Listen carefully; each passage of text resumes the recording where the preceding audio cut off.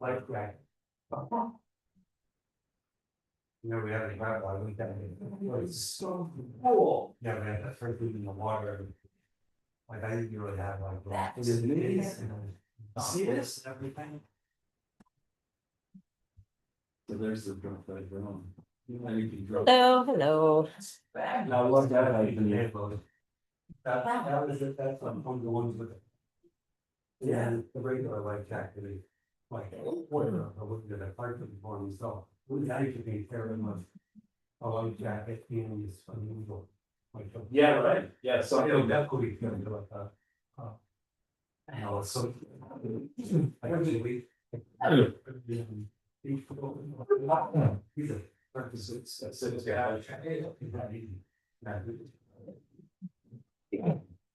Christian, was it used recently for the water rescue? The drone? The drone something? There's a Navy SEAL one down, but. You have that up there, I didn't have the land here, the gravel. Was Jacques doing it? Is that his manual, Jacques Boudreaux? No, it's usually him and I are out. Oh, So what's the way it will pick up? Maybe you have to pay a little, that's what we to everything else. So, you know. I did it. It's going $35,000. Oh, yeah, you need. Hi, guys. That's one. How are you? Yeah. I'm right. Yeah. The gal that you two comes over. So even, Yeah, it's just when you. Or you could sell it down. Right, So Sarah's mistake. Oh, The other name is Christie, uh-huh. Winter Brown, Matter. and Harris identified. If there's somebody distressed, we have. Oh, Which you don't want that video. That's what's for about. And that's what had. That's not fun. No fun. That's really great. Hey, they're gonna do it really small. Yeah, nothing like it. Hope Sarah. Do that. Yes. Right. This is pretty, you should see how, so it's lost there. Then so it goes. Yeah. You want to be involved.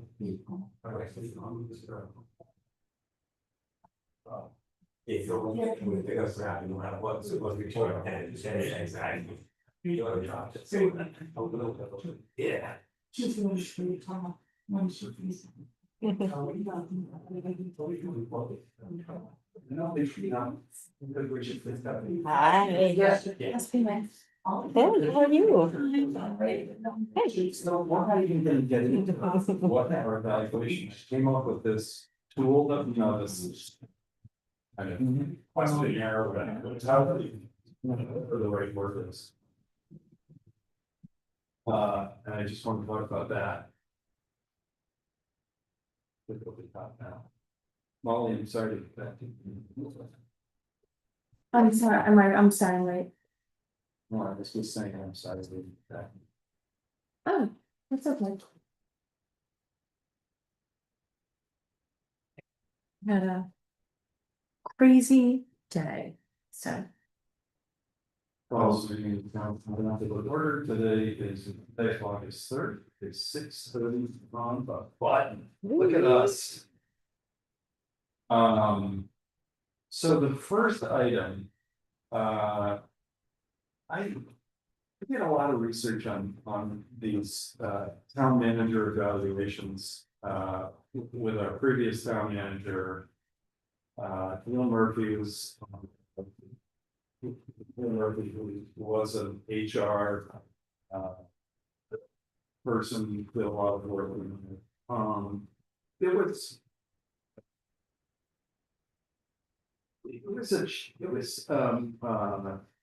was challenging. So I went back and re-looked at all that research, and then I'll kind of confess this to the recorded. I downloaded it and did an AI thing where I basically described our town. You know, high population, summer, low population, winters, kind of. Every day one that I could think of off the top of my head.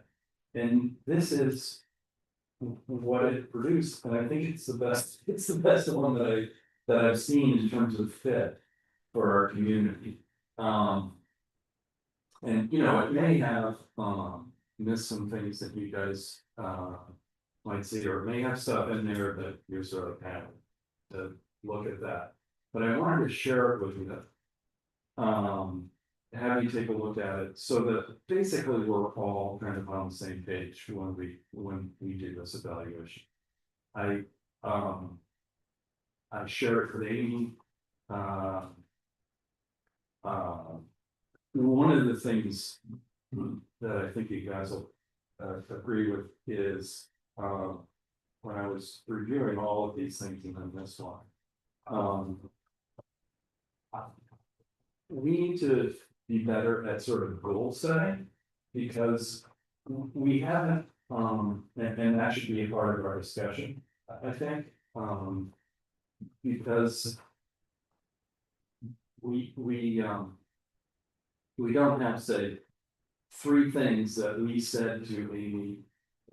These are 3 of the hard and fast goals that we want updates on.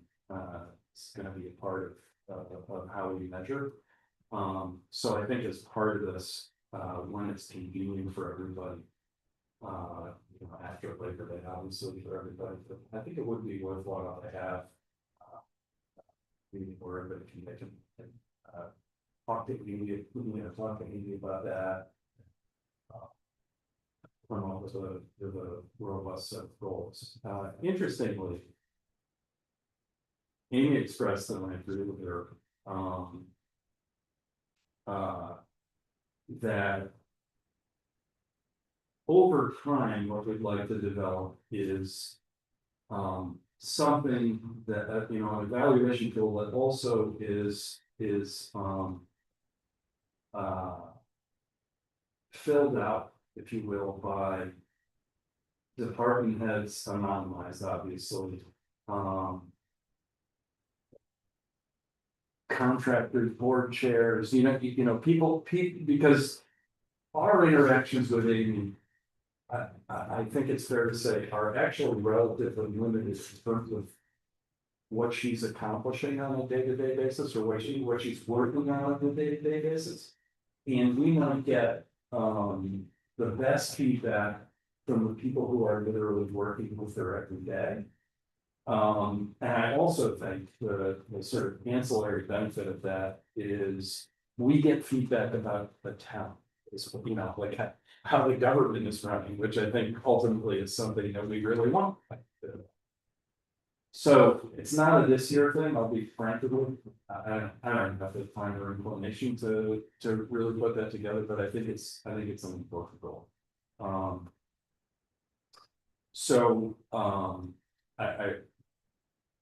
If you want to look at this at your leisure, you want to comment on anything related to this now, that's great. But I did want to kick off the process with open session. We'll just talk. Since we just got this, Yes. what is the time frame? You said a couple of weeks? I don't really have one. I was thinking at our next meeting, we could finalize this, maybe, Okay, if that makes sense. yeah, no, I mean, I like it, just quickly reading it, it does have a very AI feel about it, but Yes. it does also hit all the topics, Yes, so yes. it's not bad. That's right. I did like the one that we used with Neil, Mhm. but it was a little cumbersome. Yes. So, maybe some combination. As far as goal setting, I would love it if we could set aside a meeting to really talk about what our goal setting would be. I was disappointed.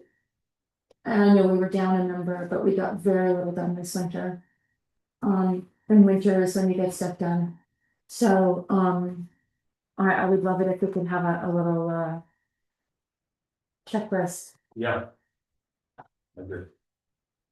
So Kate, would you envision we would have a work session, a full session, when we work to like to do on the one sheet together as a group? I think so, yeah, we have to start, I'm not suggesting this as the, as the be all and all. I just want to, it just have some words on paper. Um, I think the goal thing is important, because I think, without that, you go, town meeting goes along their way. It can't be months, so if it's clearly put out, then we say, okay, and if the goal doesn't, we don't achieve that goal. It could be the reason we don't, or whatever, but at least there's a clear expectation, Right. And I think it's beneficial for us as much as it is. For the 100%. for the other side to that, I'm with you, yeah. Agreed, I read through this quickly, I'd like to see the staff get something, maybe not, but still, but they hit on food as a topic, see. So that's sort of do as well. So. Department head wise. So sort of for them to fill this out, or For them to fill them out. Okay. yeah, I've got to, Millie, can you and I talk about how we anonymize something like that? Sure. I'd appreciate that, because it's just so, it's so far beyond my expertise. But we don't want. Mill McGinnis.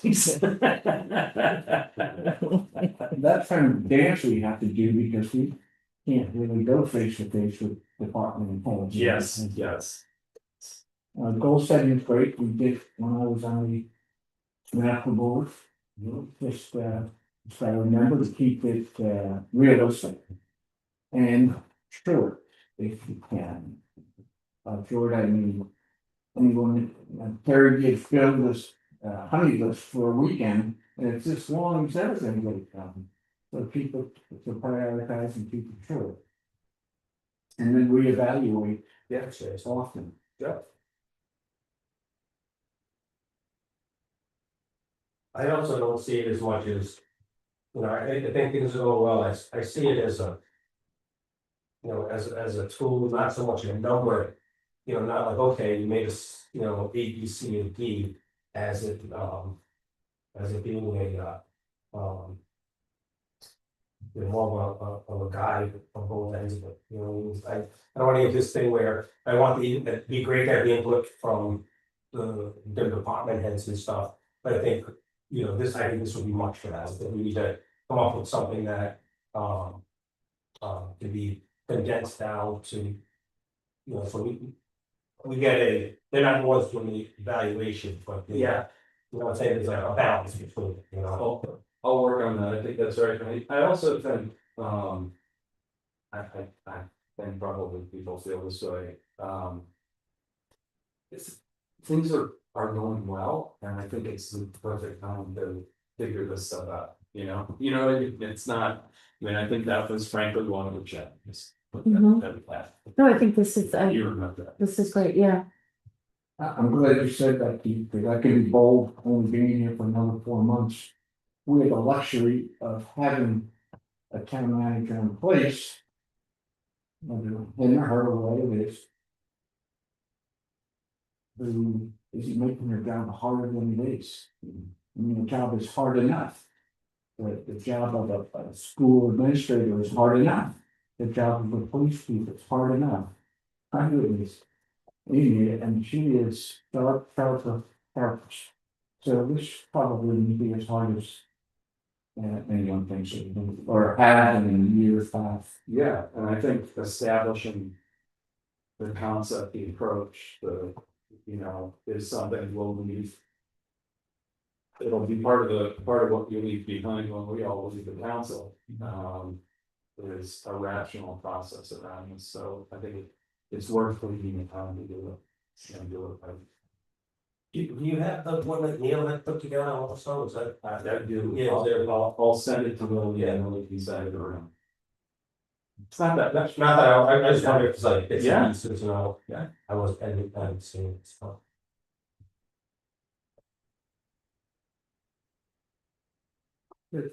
Alright, cool.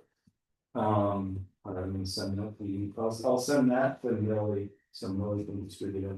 Millie and I will talk about the department thing. And figure that piece out. Great, fantastic, well.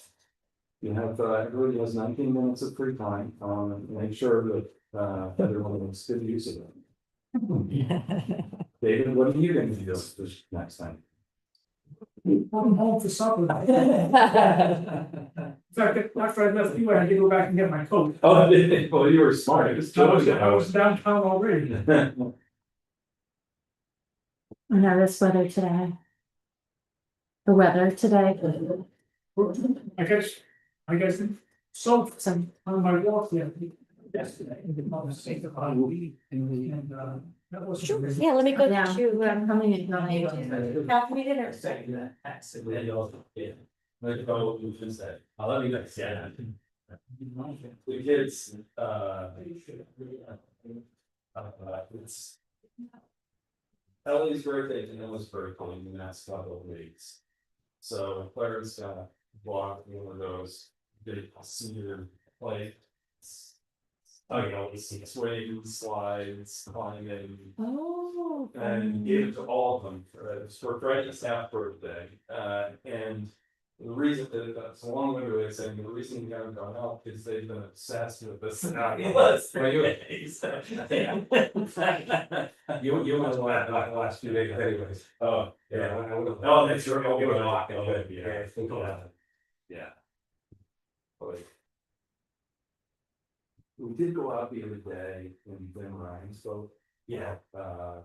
To see the whales, how it's. Oh, fine. Wow, it was really cool.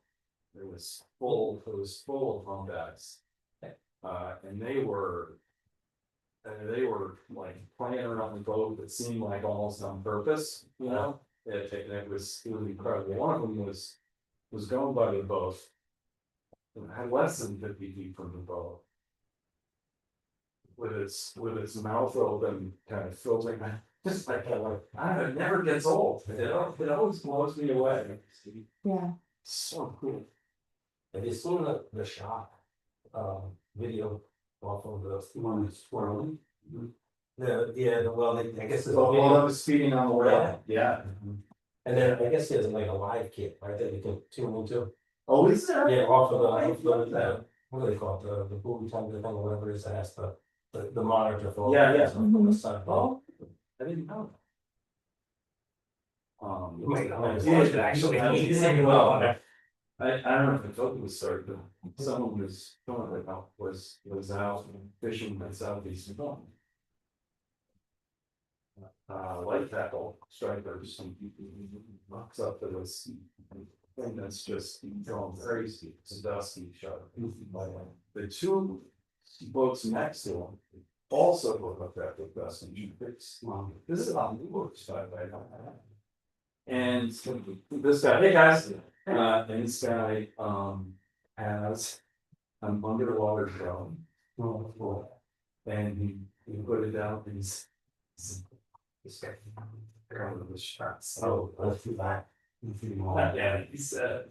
Oh, yeah, it was for the whole. Yeah. Yeah, I think they're blue shot. There was a lot of it, so. Yeah, someone said there was, yeah.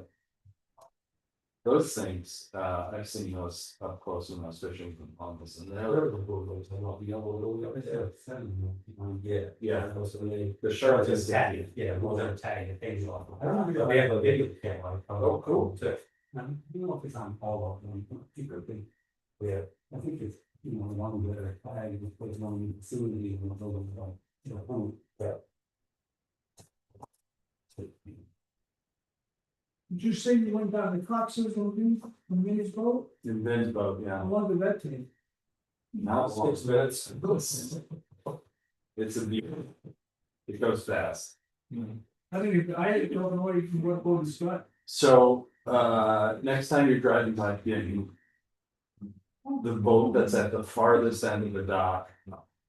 It's a gray hull. It's a 46 foot, I would say. Right at the end of it, right at Yeah. the east end. Yeah. Yeah, it's quite a beautiful boat. I did a 3 or 4, I believe. 4. Yeah. Yeah. And it was, I've gone into these YouTube rabbit holes on these joystick controls for outputs.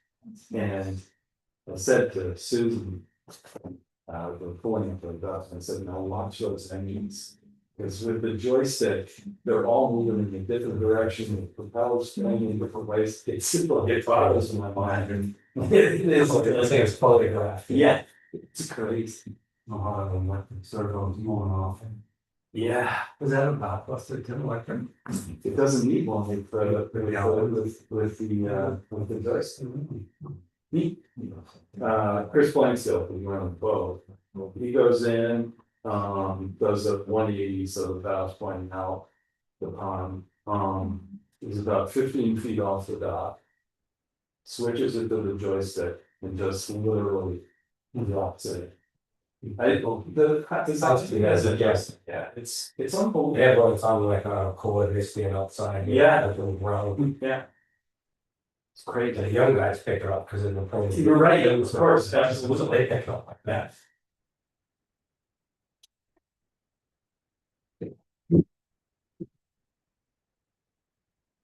Is your boat up joystick? Last time we took our boat out, we had to call the harbor master. I think our boat is DOA. So, did you guys see, Tag's cameo on Trash Truck Brothers? No, I will pull up, Terry sort of drawing of it, not on. Tag has a cameo on Trash Truck Brothers. What? Oh, See up the plant or see down the. water company. It's very funny.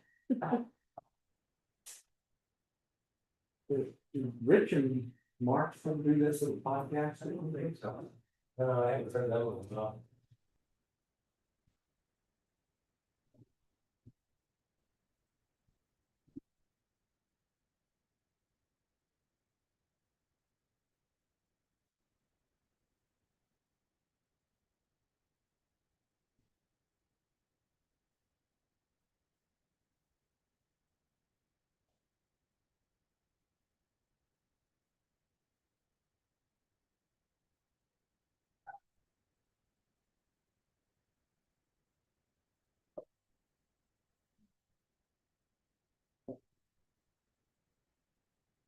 We had our own little version of Providence here over the weekend. I don't know if you saw it before.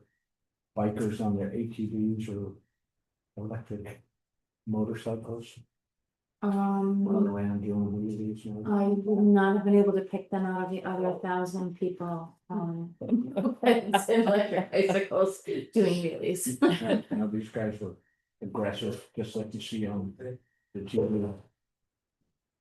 Oh, really? Like, Thankfully, Joe got them late afternoon.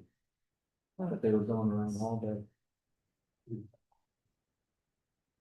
And Stevie pulled over a golf cart with all the people not wearing their seatbelts. Oh, thank God. First time all Sunday. Right.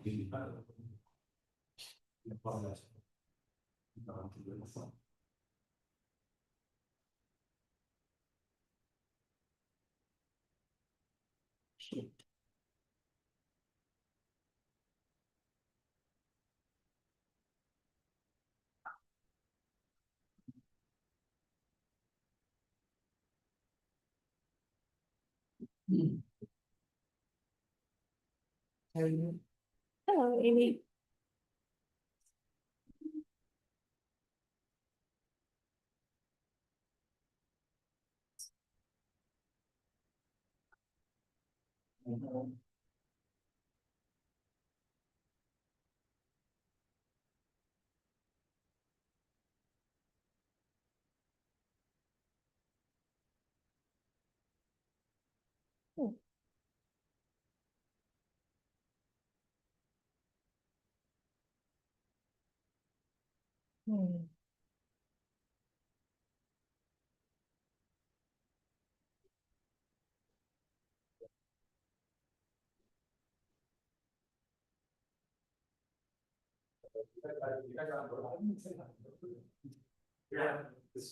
Yes, sorry, not to phone you.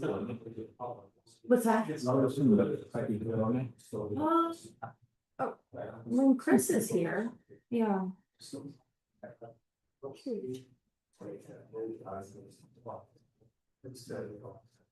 You guys. Dr. Willis, let me show up.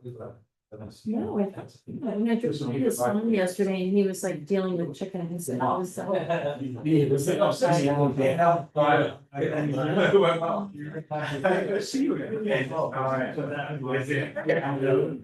been? Mark. Hey, Mark, what's up? I know. My friend. How how's your summer been? Good. I think it's slow. And I see it being. For you? Really? At the whole pulse, numbers. Things like that. It's all, it's all, it's I all feel like I'm relative, dying. right? I can see, Jack. Slower. Is, what is- I don't know. is about August- it. What's a fast, busier month, August, or July? See, they both have their own pulse, isn't there something Yeah. about all? I think August does for the first, at least 2 weeks 2 before, weeks. then people go Yeah. back to school or. Yeah. And school was starting earlier and earlier. My son, Connecticut. he's that way, yeah, that's right. Oh, My son is in college and he's like, his first. A lot of classes through from today, the 24th. Yeah, So, yeah, they are. That's too early. yeah, that's way too early. I know. Well, the thing too is, what do you do with summer help? I'm like, you got help them, you're relying on. So you're going to Denver, how far from Denver do you have? I'm going up to Breckenridge area. Yeah. So my that's daughter great. lives up there. We're gonna, You've been there before. yeah. So I get there a couple of times a year. I at went there least. for a wedding one time, worked out. I don't think I went 5 minutes, and I couldn't breathe. Because the altitude. Oh, yeah. Takes a little. But now- It does. That machine wildfire. I know. Actually, I just talked to her today. She said the last 3 weeks have been pretty clear, Yeah. but it just spiked up today. It's just had their, have to have the windows closed. And everything. Yeah, there's, it's just, right around, right over the pass. Summer help, they all show up, and they swear on a stack of Bibles, they'll be here for Labor Day. Yeah. To get a job. Yeah, and then, 50. Yeah, right. That doesn't mean much, does it? That's why it's good to hire high school students, Everything's. if they're seniors or older ones. I bet they're gonna pitch my daughter, she is an incoming senior, and she looked everywhere for work this summer. It was tough for her because she plays for the summer, travels out to Socorro.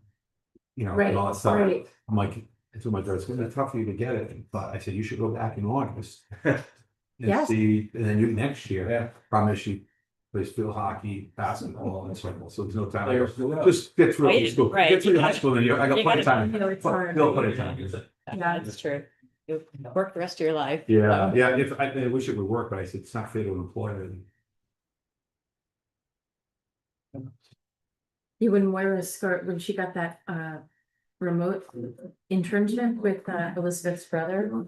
Remember that? Oh, yes. She got that remote internship and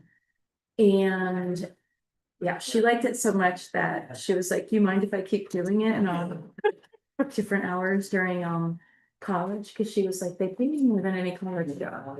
So he was like, yeah, whatever you want to do. So she did it for like a year and a half. Did you really? That's fantastic. It was I didn't super- realize that it continued. That's wonderful.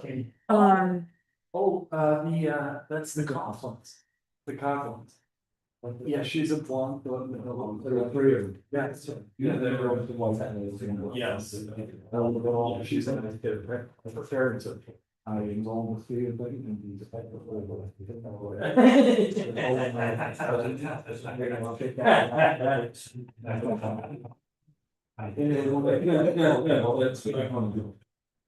Oh, Molly, are you gonna recuse yourself for the consent agenda item having to do with your? Which one? The lease agreement. Oh, yeah. Yeah, I'll just grab your recusal. Okay. Sorry, I read it and I immediately dismissed it. Sorry about that.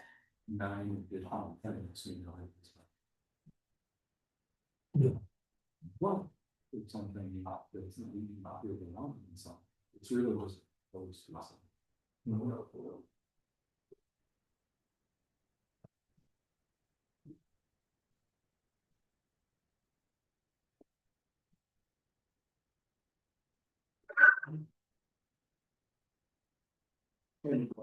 This is important. Back at the cost. No, it's short $1. That should see $3. Well, I know.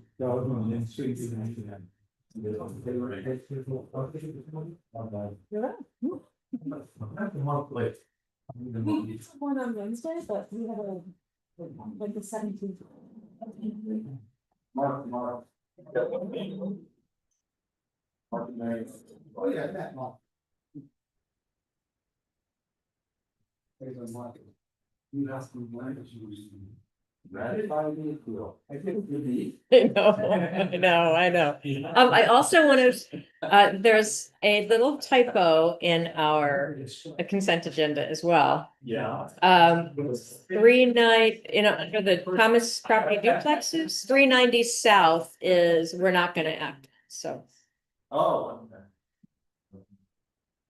That one has a December renewal for the police, Right.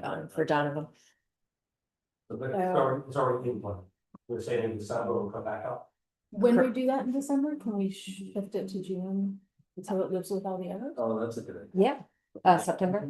Yes, yes. Yes. Yeah. Yes, and I thought, actually, that's what I thought that's why I ended up on me, because that's what I thought we had done, because Charlene had provided it to me with those dates. And I was like, oh, great, but I didn't, We will now chase that. yes. Yeah. Get ready, New York, I was gonna work the job, so. You got all those long plans, yeah. No. But it said 3 nights, I think it was, we said for all the time, there's all, like, it was, right, there's, these, right, some of them, you need on. Some of them, she said, yeah, but you not like, I wasn't on the meetings. There's the nice ones. Yeah, some of them, it's absolutely, yeah, you're doing so that's things. Yeah, I heard, like, they're saying, it should have, especially. Yeah. Really, 390 is on the back. 390 is in the, I think it got pulled, actually. I mean, I asked Alton to pull it. I'm not sure. It's still in my packet, but I think he pulled it for everything else. And replaced it with, yeah, so there should be three Thomases and then one town manager house.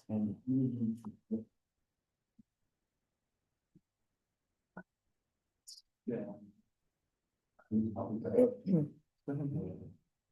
if you're not business, what we want to do with it's just your zoning rules has to be. Are we done with the weather? Is this? It doesn't have Nice. to do with Done for rain. anything that you. Nice. Yeah. Still actually a little humid out there, though. We're trying to find other sheets.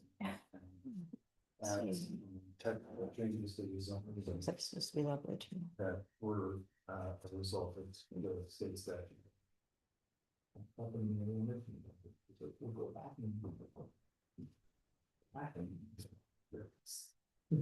I unfortunately missed all of the precipitation today too, so I came over, it wasn't raining. A minute and a half before it, yeah.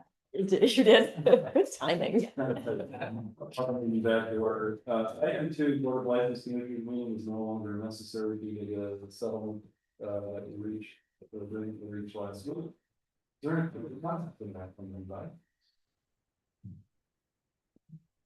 Now our consent agenda, before we start, 4B, which is the Thomas property leases. We are not doing fire number 390 south, so strike that. It will only be fire 197 north and south and fire 390 north. Because it renews in December. I was going to say that. Well, sorry. Are we gonna have times all night?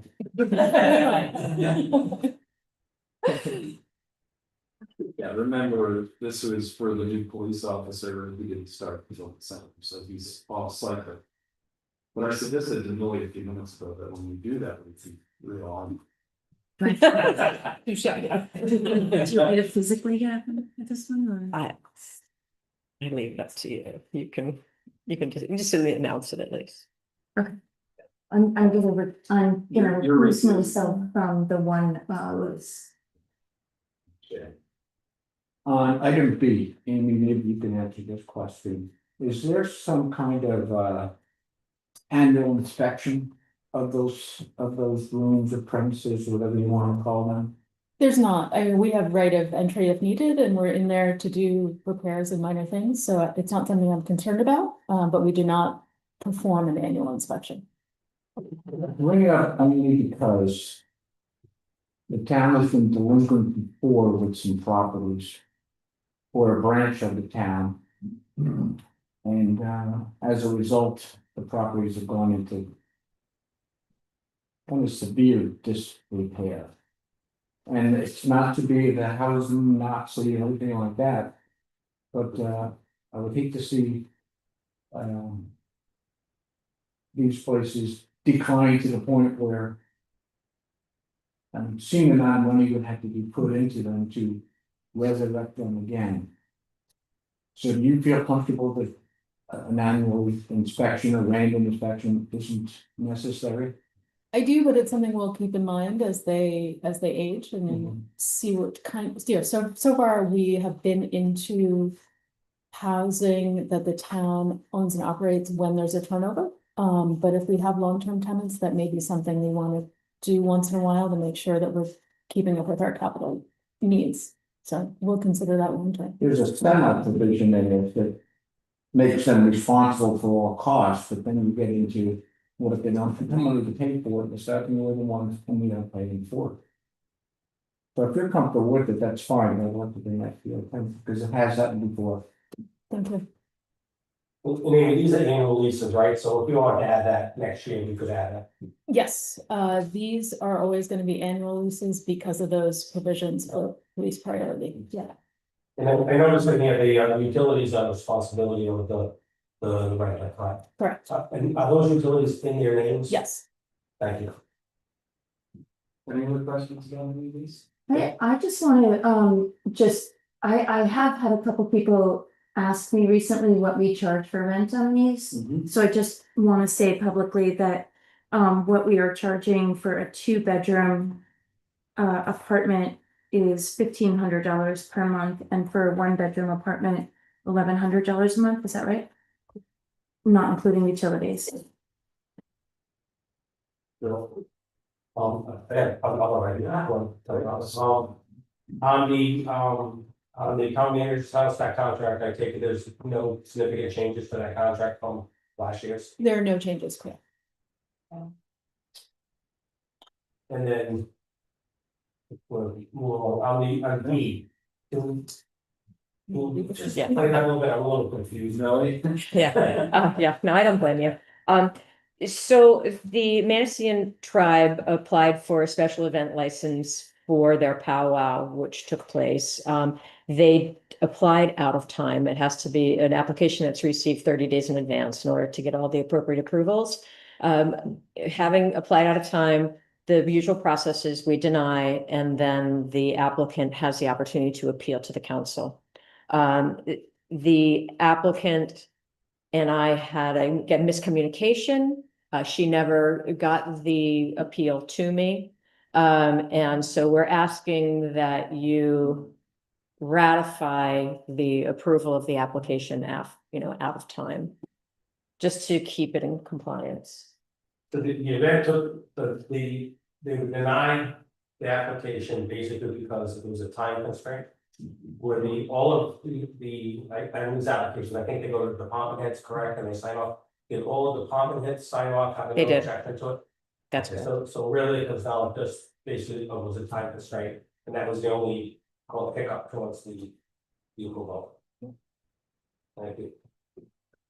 And if this comes up again next year, which I hope it does, because that was such a great event, they're gonna be checking off a lot more boxes. Because of its success, there was a lot of activity and a lot of volume. So be aware of that for next time. Okay, now we're motion to approve the consent. I'm sorry, Bill, I didn't see you, sorry about that. They just, can you just explain number 2? Sure, you're going to see an application, the next meeting. It's going to be an request to expand the liquor service area for the surf. This is the notice to town properties because we're abutters. Okay, thank you. I assume a big map's gonna come with that. A map will come with that, yes. So.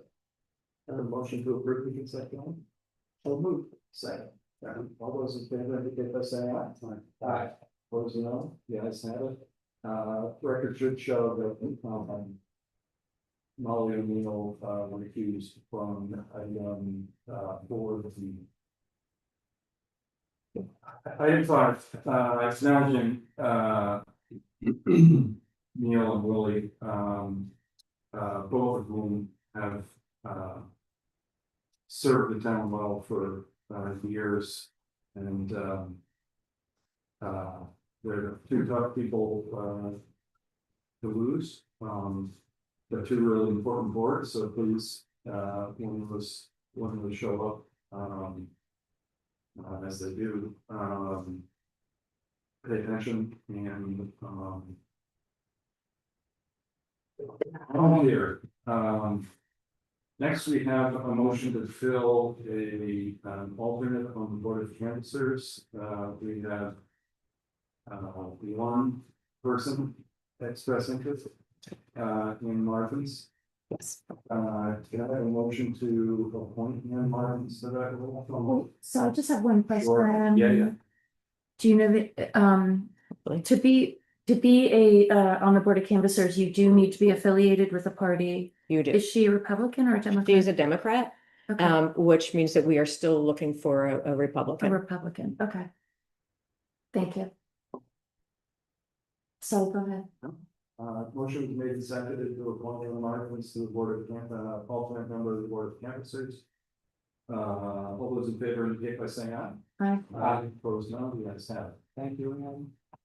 Vacancies, motor vehicle store hire, or the task force was advisory, sewer district, water district. Board of canvassers, alternate member, this has to be a Republican. School building committee. Important and timely, as they all are. H1 task force, that's a new vacancy. Library boards, it's also a new vacancy. And the early learning center board of directors, there's a opening for the town representative there, so. There's 9 openings different places. Keith, so there's no miscommunication. Are you waiting for something from me to do Yes. to get on to this? Yes. And what is it I have to do? You have to just draft as I said, resolution. Because that's what the charter says, so we have to override it. That's what we did with the analog is Martha Paul. Who served on historic, when the way the charter expresses it is for a specific time for a specific purpose, if I would call correct. If you're a town council member, Yes. I can see a conflict with zoning, planning, and such, but I'm not calling you subordinate or incidental to these committees, but are you gonna need it for that? Yeah, I mean, Part of not because of a rule I'm making, but because that's what the charter says. Got it. Can I have a motion to go hearing on this, I know you'd be surprised, but we have a zoning ordinance here. Is there a second? All those in favor, give us saying aye. Aye. Opposed, no. Peter? Peter, Good evening. how are you, man? I'm great. How are you? You wanna walk us through this guy? Yes. So this is probably one of the more complicated zoning amendments you're going to see. And it dates back to 2023 when the General Assembly decided it wanted to see less development plan review and more land development projects. So explaining what that is a little bit. New Shore has a long history of development plan review. The idea being that local officials would review development plans and determine that those plans were consistent with local objectives, and then the development could move forward. A land development project is looking at a kind of a grouping of development on a site scale, and those are less common in New Shoreham. There's one in Old Harbor off Weldon Way and one in New Harbor, I think a condo development that the state in 2023 made land development projects mandatory. So what the council did at the end of 2023 to comply with that January 1st, 2024 deadline was enabled land development projects townwide and shifted some things out of development plan review. The planning board is required now to conduct development plan review when there's a special use permit, a variance, or a subdivision. So it really limits the town's ability to determine which board reviews which type of development. Similarly, if a special use permit or variance is connected to a subdivision or a land development project, it goes in front of the planning board and not the zoning board. So the planning board is now seeing more development projects that historically would have gone to the zoning board. The General Assembly then, yes. Peter, can I interrupt? Would you give the council an example of what kinds of applications they're seeing now? So the school, there was an outdoor classroom done in November, I think, that went in front of the planning board. I think ADUs used to be zoning board, and now some of them I think have to go to planning. So that type of thing. Then in 2025, the General Assembly went back in and made it even more difficult to do development plan review. So the ordinance that's before you this evening is in response to the General Assembly's 2025 session. It was put through the planning board, I think, in January. And then when we were getting ready for the hearing with you folks, the General Assembly in a substitute bill proposed a whole rewrite of the development plan review process. That did not pass. So we're able to move forward with the ordinance based on the General Assembly's 2025 work. And there's given the technical nature of this, we did a 2-page spread of the proposed changes explaining each change. And the general idea is that where things are not eligible for development plan review, they move out of that process. And where it makes sense to kind of look at things on a site level scale, that's shifted over to a land development project.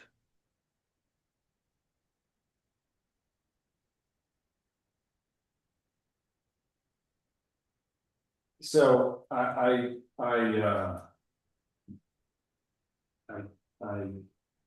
perhaps my question isn't nuanced enough, but when I see at the beginning clarifies that secondary dwellings is a type of multi-family development, that sort of thing. Does this make it more challenging or easier to, for example, do accessory dwellings? So I think ADU, there shouldn't be too much changing in this ordinance. We have that other ADU ordinance. Yes.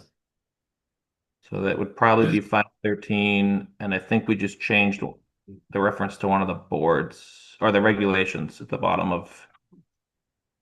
I have it in page 8 of that landscape. I think most of us on the council, as you've witnessed over the last year, feel pretty strongly about the 513s or ADUs being an important component of our ongoing march toward having more housing, more affordable housing. And you know, on all of these things, that's the first question that pops into my mind. So you don't this has any impact?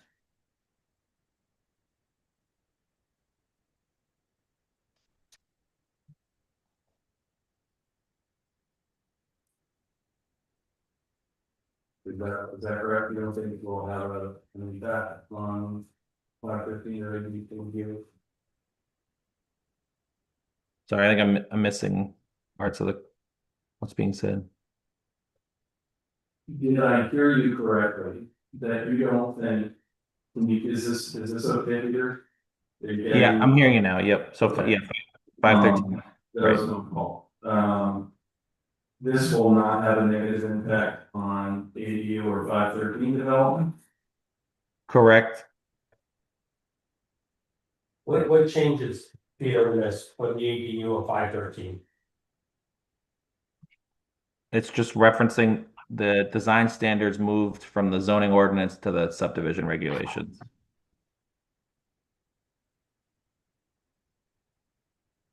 And that was done in 2023, so we're just correcting that reference. Right. So I just wanna ask, I may be totally out in left field here, but so a 513 can have a kitchen. An ADU cannot necessarily have a kitchen, is that correct? No, all accessory dwelling units, including 513s, have kitchens. An accessory structure would not have a kitchen. Okay, that's, There's a thing called an accessory residence structure. That way I'm very familiar with. That cannot have a kitchen. right, but if you wanted to convert it to a 513, Exactly. you could, so this still exists. It Yes. is- Okay, and so where it's calling it a secondary dwelling development, that's different. Right. That's two houses on one lot, and that's allowed in the RA zone under certain circumstances. But still requires a variance, It's a special use permit, I believe. special use permit, okay. You're right, it does say special use permit. So the difference on the 513 and the ADU, does the 513, is it? I hope I asked you this Yeah. before. Is it more basically addressing the two on one piece of property, if it's commercial or something? I'll tell you the way I understand it though. We always call ADUs 513s. They're synonyms, it's just a different term that's used in the state statute for the successor development. So there's. Now, I think when we, the question I'm gonna have, we're not on it now, but the question I'm gonna have when we do that, ADU 513, ordinance that we didn't do recently, is whether the state statute is more restrictive than our ordinance. Because, quite frankly, I think we would have to have a discussion about whether we should go to the legislature to enable us to be as progressive as we have been. Because I don't think we should take a step back because the state tried to do a cookie cutter ADU statute. That's one person's opinion, by the way. Yeah, I lean back and I'm back to the same point where you was. I don't wanna make it more restrictive. Yeah, For this, and I'll be honest, I get lost I get a little bit lost. Which path to take, so whether it's like whatever, but the bottom line for me is, I don't wanna make it more restrictive than I have, so we wanna make it, more inclusive. Peter, just a comment, I really like this format. With the notes, in kind of plain language on the right hand side. I don't know whether that's something you developed or language. I did it, yep. I really like it. Great. I think it's a good, model. We will try and use it moving forward. Thank you.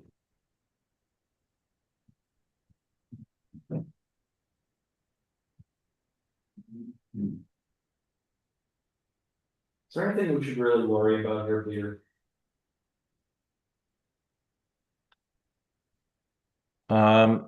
I think there was maybe an opportunity for when the medical center was redone to have a more in-depth review of it in a public hearing. And under the proposed changes that are made, that would be done. Similarly with the school and the landfill, those would be moving under a more public 3-step process, instead of the old kind of 1-step or 2-step process. So that is a policy change that I think the public may appreciate. It does require some more work on the design consultants that are gonna be doing those projects. Gotcha. I mean, with all of these things, and we've talked about it with many of the ones we've done. I do worry that there was not a lot of thought given to towns like ours that do not have.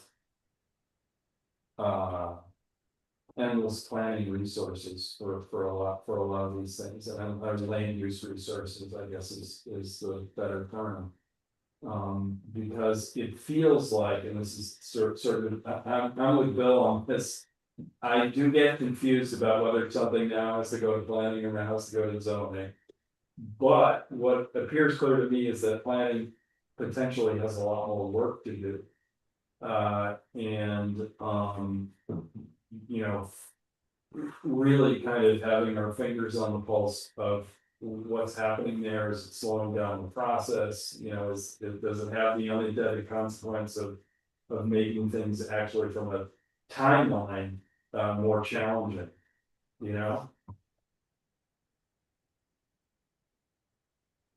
Sorry, the question was if things are taking longer?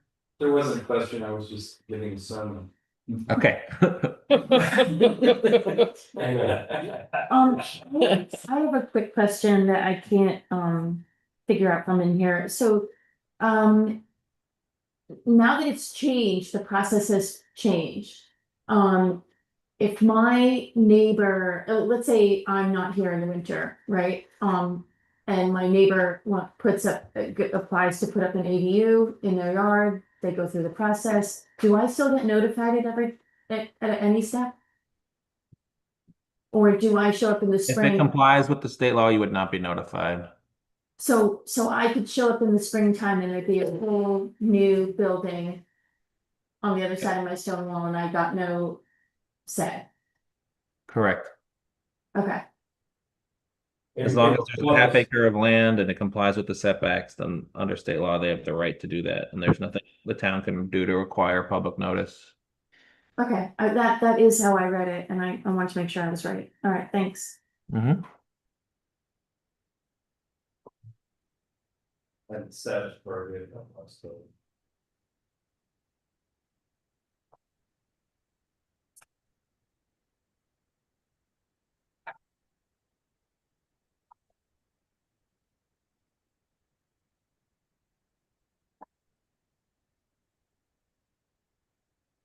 Any other questions? I mean, I kind of defer to you to go around the board before, so I really get a little bit over my head on this, to be honest with you. The reason I asked the questions I did of Peter's is, I'd like.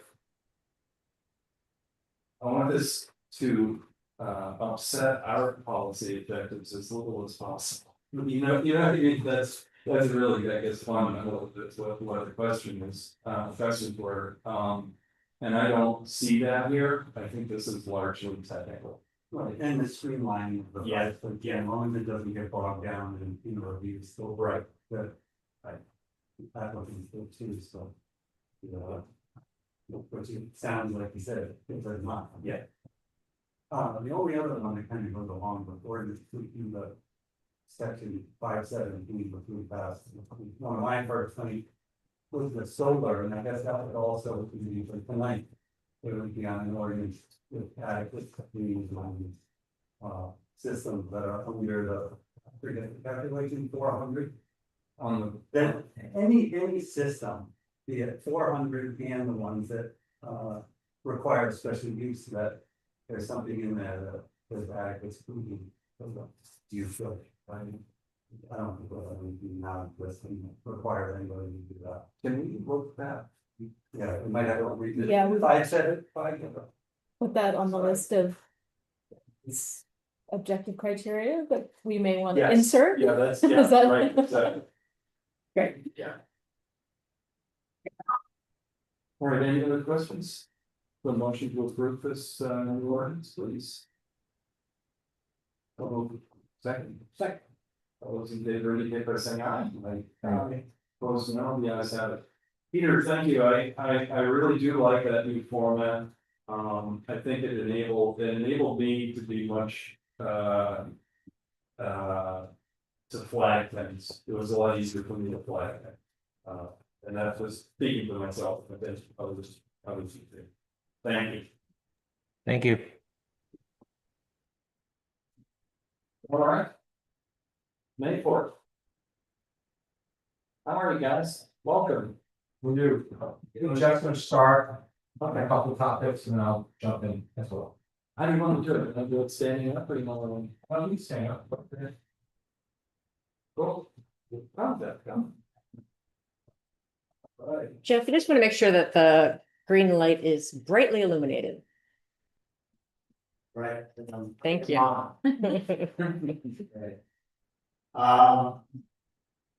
As Austin said, Jeff Taylor, the May 4th group, happy to be here before everyone.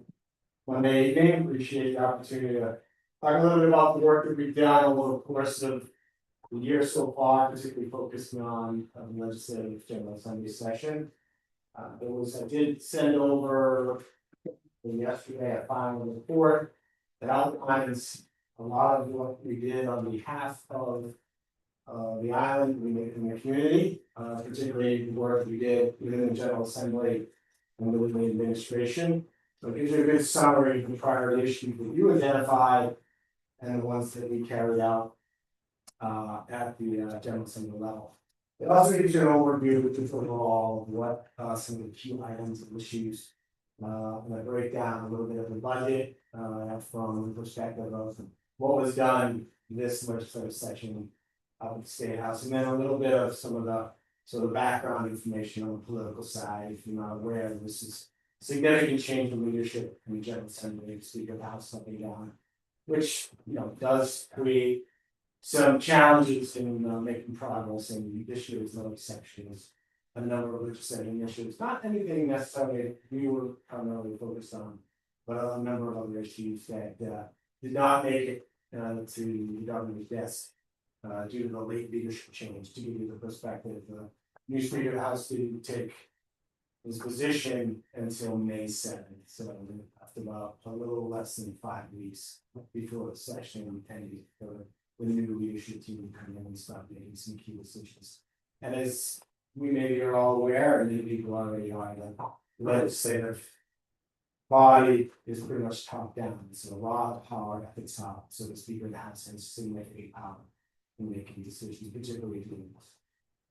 Having said that, it's a little bit of background. You can take a little dive into the final report that we presented to you all, and then if you've got any questions, happy to answer those questions if you have any, either tonight or if you have an opportunity to read it on anything. You know how to get in touch with myself and Rick to go through anything you might have, any questions. And that's just not the priority issue, but other issues that you notice that were addressed in the overall work the General Assembly did, or something that is in the report. We want a little more information on that, to provide that to you. But I'm going to touch on two of the major issues that, as a council, when we came before you, I think probably before the session started, it might have been maybe earlier in February of this year. At the direction of the council, we really started to dig in and work on these issues, some of which we have been working on quite honestly since we've been representing the island, so they weren't necessarily new to us.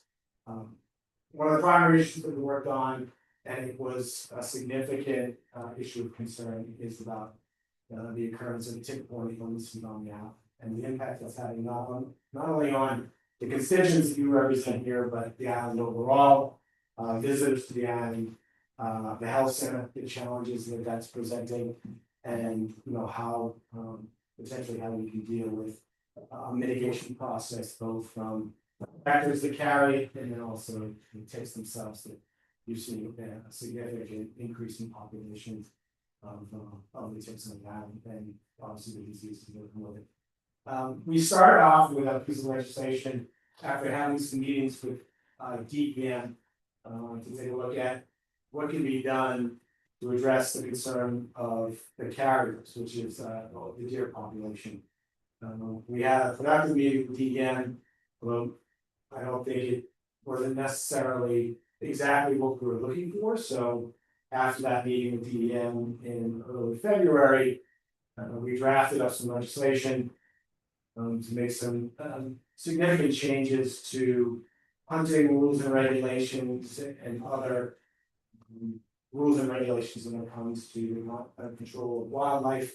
And in particular, deer population of which the state has oversight on deer and wildlife as a public resource in the state. Those pieces of legislation got some resistance from both Department of Environmental Management and some other conservation and hunting and recreational groups. It was because of the way that we were looking to get some help, was we were carving out the island to have specific exemptions to escape wildlife rules and regulations.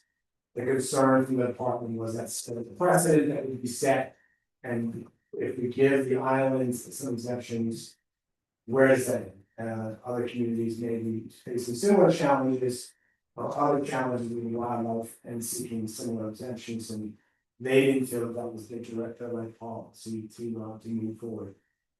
Although they did indicate that they had some other ideas that they would move forward with, we wanted the community dialogue with them. So as a result, we drafted up, of course, we kind of went back to the redraft and later on came up with. We have a resolution, and a resolution, while not something specifically in statute, is binding and is binding for both of the state agencies that have oversight on both the wildlife vector population of Caris ticks, the ticks themselves, and then the illnesses that are reported and requirements on tick-borne illness. So it's the Department of Environmental Management and the Department of Health. And in that resolution, it requires both of those agencies to take a look at some mitigation, education, and other measures that they can make some investments in and work with island officials to come up with some ideas and concepts on what they would call I think it's I'm trying to remember exactly the language in there, a regulatory frame. So both agencies will come together. From the passage of that bill, which was on June 6th, they have 6 months to put together a report and issue that to the General Assembly and to the council here. The date's a little flexible. That's the official date, 6 months. It may take a little longer given some of the conversations you've already had with the agencies and the meetings we've had. But everything's going in the right direction. So as a result of that resolution, we've already had a meeting with DEM and we just had a meeting with DOH today. Amy Land was able to attend both those meetings, and we had some meetings this morning with some members of the Block Island Health Center to talk with officials on DOH about particularly about data collection on illness reporting, particularly when it comes to typical illnesses, Lyme and alpha-gal in particular. And it was a very good meeting, I think, from both our perspective, at least they were representing the island, and then also the health center individuals that were present at the meeting. This is the first of the few meetings we're going to be having with DOH, and the same goes with the Department of Environmental Management. We had a meeting about a month ago with some of the officials that are responsible for the rules and regulations on hunting. And some other specialty permits that are allowed right now to commercial property owners when it comes to damages caused by wildlife.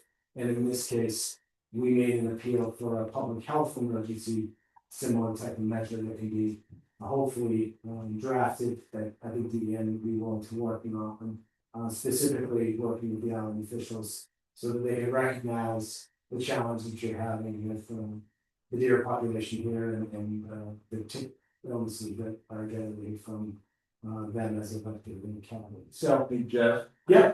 I have to say, I was not initially excited about the idea of a resolution. And I have changed my mind. Because I actually think we're on a path now that is cooperative. The council recently approved funding out of our contingency to do additional research and coordination with DEM, and I just, I was initially,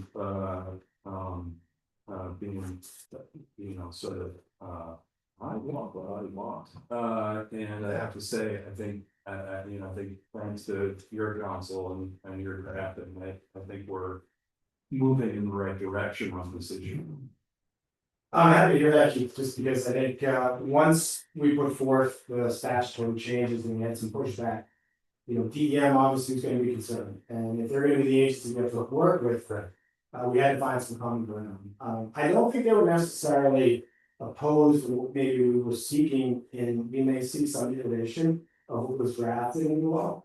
Their concern is putting it in a statutory framework that sets a precedent where, let's just say, I know they've had some challenges on the town of Bristol, which is, I believe, or Portsmouth, which is Prudence Island. Are they the next to come, and then what do we do? Well, I think, but I think what we agreed, he and I were at that hearing, and I think one of the best conversations I've had about this whole issue was with the hunting advocate, right? Remember that conversation we had? That's right. It was, Yeah. it was very productive, My- it totally shifted my thinking. Yeah. It was really helpful, worthwhile.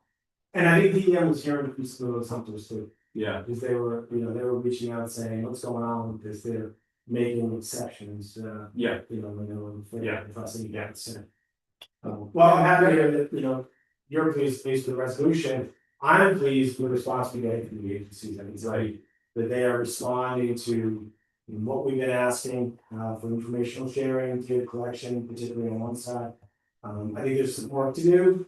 We saw some of the numbers that DOH was collecting today, and I think Amy may be going back and making some refined information based on what was there, but they're preliminary. They do an annual report, and then we updating those numbers in September, so we'll have some better idea. And I think there's a good exchange also with the health center, particularly with answering some of the questions on the process for reporting, which I think up until recently was a bit of a challenge, given the parties that are responsible for testing and then reporting the testing. well, so much of it ends up being anecdotal because people, not everybody gets their test kit or the positive results, so it's very challenging. There are third parties providing, so responsible, and that came up in the company meetings, yes.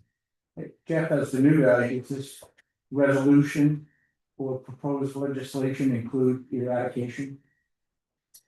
The eradication of the population of deer. Mhm. There is nothing specific mentioned in, it's open to a proposal for a framework on the regulatory potential changes. But where it's open to the discussion of any measures that might be possible, so it's not specifically mentioned. The eradication or other measures that might be possible, but that's all open to discussion with DEM if that's something that becomes really interesting. As the old guy, I think that should be in there, capitalized and underlined. It danced around this thing for decades. So, I would be a strong advocate for including that in any kind of resolution or legislation. Bill? Yeah, I think that sounds great, Mark, but we wanted to just get the hunting and we got pounced out, so I think. For us to, if we go forward with the eradication, for a while. And I think we have to take a different approach, unfortunately, as much as I would like it to be that way, but realistically, we look to just expand what we do with the hunting and we got the serious pushback. Yeah. We have not no problems the bottom line. I understand, I'm not gonna get into a debate, but this is about, we'll be talking about this in another 40 years. But we do it for 40 also, I agree with you. We were here for the 80s and the 90s and unfortunately, this current disease from the tick is it's life threatening, right? Unfortunately, it might take that to get some.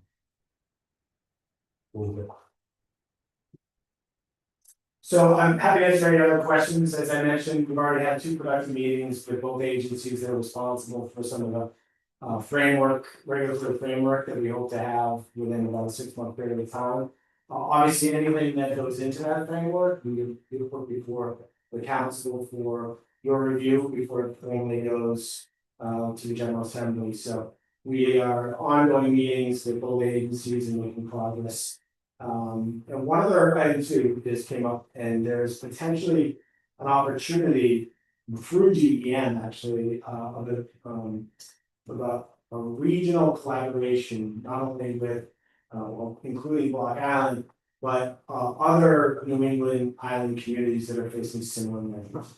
There are groups that are already been established in Nantucket, Martha's Vineyard, and some of the islands off of Maine that have started some regional discussions on best practices. So I think it's a really good step to see what they're doing, how their agencies potentially are collecting data, maybe some of the measures that they're taking up that would be specific to cities and towns or island communities that are having real challenges with deer population and other tick carriers that are creating problems of tick-borne illnesses that you're seeing almost weekly on the news. But I think that's a big step also in sharing some collaborative information, given that some islands may be a little bit ahead of where near shore may be in their aggressive approaches to addressing this issue. So we hope to have some constructive dialogue through DEM and some of the communities that are facing some challenges. Jeff, that's DEM. How about another group we have a locate relationship with, DOT? Have you guys been working with them? We're not working with DOT on, not on tick-borne illnesses, that's a separate issue. But I think my colleague Rick is going to address some issues that we've been working on with DOT. So we've split it up a little. I take the lightweight agencies of DOH, DEM, and Rick Evans, the head of stuff DOT. So he'll talk a little bit about DOT and some of the issues that you've been working on, and some of the infrastructure issues here on with DOT that have always been a challenge. So I'm gonna move on. If everybody, I know some men have questions on some of the work we're doing on the tick-borne illness issue and the agencies we work with. I'm gonna move on to the second issue, which was a priority in like piece of legislation this session, which has to do with moped license reform, which is not a new issue. I'm talking about 40 years. I think this has been probably longer than that here, but it's been a long time issue on the island, and we're very sensitive to that. This year, we put in some legislation seeking to address the issue of licenses on the islands and opportunities to potentially reduce the number of mopeds that are issued under a particular license, and then also provide for an opportunity for license holders to voluntarily surrender their licenses to the town, and then the town has the ability in the decision-making process through the council to keep that license rather than reissue it, which would by default create a reduction in the number of mopeds that are operational on the island. So we had a piece of legislation that was drafted by the legal counsel representing the island, and it went before respective committees in the State House, and surprise to no one, there was opposition. We did happen to have a very aggressive operator appear before their legal counsel appeared before the General Assembly. They brought about 3 different lawyers up there. There was I'm trying to remember the name. Miles Unlimited was the name of the organization, and they were opposed to legislation, made some claims with some language in the bill, which undertaking of property ownership, and that would be the license. We listened, and we actually upon consulting with island officials and council made some modifications to that to address the concerns expressed by the license holder that was opposed. In doing so, we sort of narrowed the scope of what would be considered a voluntary surrender, made that definition explicit of what that entailed based on some existing statutory language, And presented that before the House committee hearing, which was after the Senate hearing, where we heard some significant opposition. So we had an opportunity to present sort of a modified piece of that legislation to the committee. It was a little bit better received, but there was still some opposition expressed by this particular license holder. Enough so that the bill was halted in the committee hearing process, did not get voted out in the committee. Although I've had some dialogue with the representatives, the legal representation of that particular license holder, who indicated to me, this is probably about a month and a half ago, that they had some potential compromises. I haven't heard anything back from them. I don't know if that was just a stalling tactic, but at the same time, I will reach back out to their legal representation to see if we can have some discussions in the off-month session before the General Assembly reconvenes in January, to see if there's something constructive we can do about the opportunity if there is a license holder who wishes to either retire, voluntary surrender, whatever we want to call it. If there's a process that we set, so that mechanism in place, and then it will be up to the council to decide whether or not they reissue that license. It's just a tool that we could present to the council to reduce the number of licenses that we can have out there, rather than, trying to revoke particular types of licenses, which would be a significant challenge from some legal perspectives. So that's an ongoing discussion with one particular license holder. And I can tell you, the General Assembly is well aware of the big challenges that MOPIF presents to the island here, given the legislation we've had and the discussions we've had before our General Assembly members, and also the committees of which we've had different iterations and bills before them. So it's not a new issue at all by any means, and I know it's not a new issue for all of you. But we continue to try and seek some different and creative ways to address the concerns that you have expressed to all of us on both the safety and other measures that come with the challenges we dealing with remoteness on roadways. So that's kind of where we stand with respect to the legislative effort on two of the priority fronts that we worked on. I'm happy to answer any questions on the latter, which is the local funds if you want. I get that process would be simply having one of these owners voluntarily approach us, evaluate the worth of that license and then compensate. Is that simply what would happen? That would be the process, that's correct. The only thing that is not specifically addressed that we have to the council to determine, there's nothing in the legislation to set forth a process for evaluating the value of compensation. That would be at the council level. It just defines the process, which would be a voluntary surrender, so that it is something that is done at the request of the license holder, and that it is not anything punitive in statute, which there was some criticism from inside about the process. Just for your background, Mark, this is largely technical, I think, from my perspective. Yeah. We had. There was a notion that someone might want to move on from their local list. If that license were purchased, it was unclear, given the statute, that the town could say, okay, now we only have four licenses. It was really, this got turned into something that was, that we did not intend. And that I certainly didn't expect. I thought it was a pretty straightforward thing, but I think the idea of us all sort of lowering temperature on it, because it's not that bad. I think we did achieve that actually, making some amendments to what they felt was more prudent measures. And you're right, Keith, I think it was more an enabling process legislation and defining what that process was and really, and making sure that if there was an owner who wished to do that, there's a mechanism that was set up in statute that would allow them to do so. the remainder of the discussions on value and person all be done in council. But I thought the bill put forward was, if someone was to surrender their license, the council wasn't able to reissue it back out.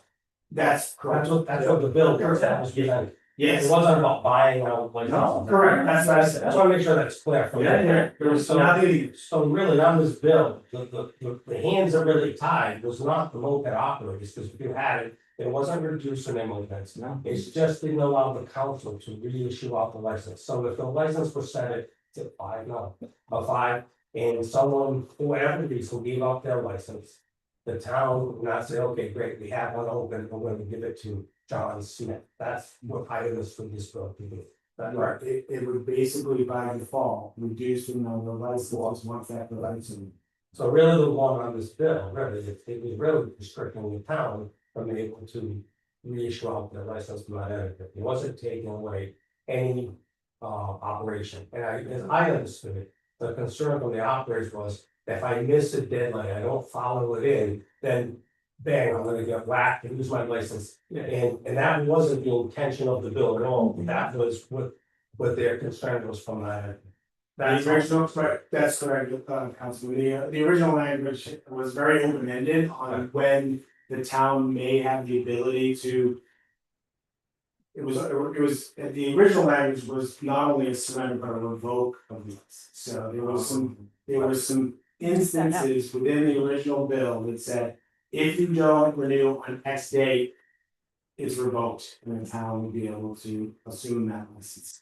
Or if you did not report correctly, in the timely manner, whatever is required for reporting issues, then you would be in default, and the town would be able to revoke. So I think we need to be tighter with our initial drafting, because.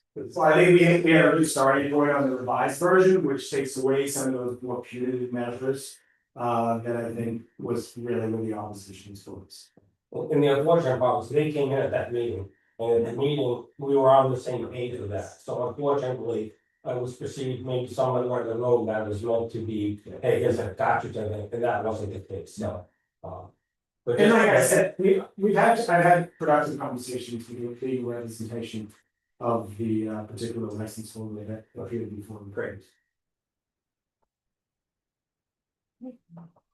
So those are the two issues that I'm gonna cover, and priority issues here. Happy to answer any questions now on those two, or if a later date something comes up. Appreciate your work. During the council meeting, if something pops up, we'll be hanging around also. But I do wanna mention, Councilman, thank you, Mike, for your efforts on behalf of particular piece of legislation with the license for driver's education. Yeah, the driver's education. That pass? It did not, unfortunately, we significant challenges with particular legislative in the Senate. Happens to be the Senate president, some strong ties to some of the teachers that still do in-person teaching there. But I'd like to acknowledge your efforts on behalf of your personal experiences with that.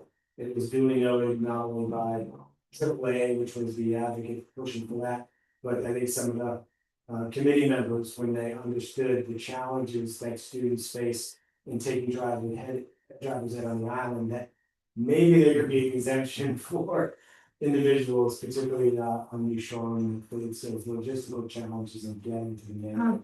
So that would be something good to. We'll see, we'll keep plugging along, we're not dropping that issue on behalf of AAA, I know they're not dropping it.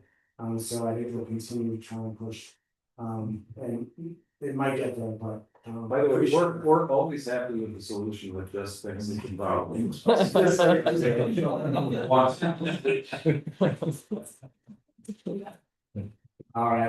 thank you all very much. Thank you, Chad, thanks for. Thanks, Anyway, thanks for coming, absolutely, thank you, each of you for your service.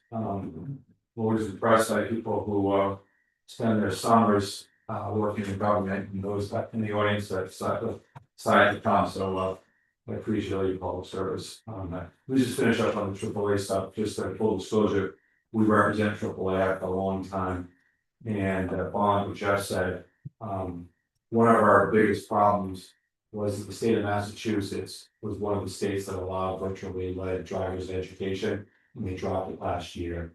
So the General Assembly tends to use Massachusetts as an example of what we should do, when it's convenient for them, and what we shouldn't do when it's convenient for them. And unfortunately, that hurts. We passed it in the House 4 years in a row. But there was changes, you know, in the General Assembly. Let me go through things. I know you're busy, and have other issues to go on. But there were two things that I worked on, along with Jeff, and working with Amy. That was the state property tax, which I want to talk about. And I want to talk about DOT. You mentioned it. So let me talk about DOT first. You are all more well versed in it than I am, but the reality is that as a building which has been deteriorating from the beginning, and it's been getting worse and worse and worse. Over the years, there's been money promised to the town. There was an agreement. Amy working with all members of the council, so they're not going to renew that agreement unless some action was taken place. I think it was 2 years in a row where internally at DOT, they said we have some money for you.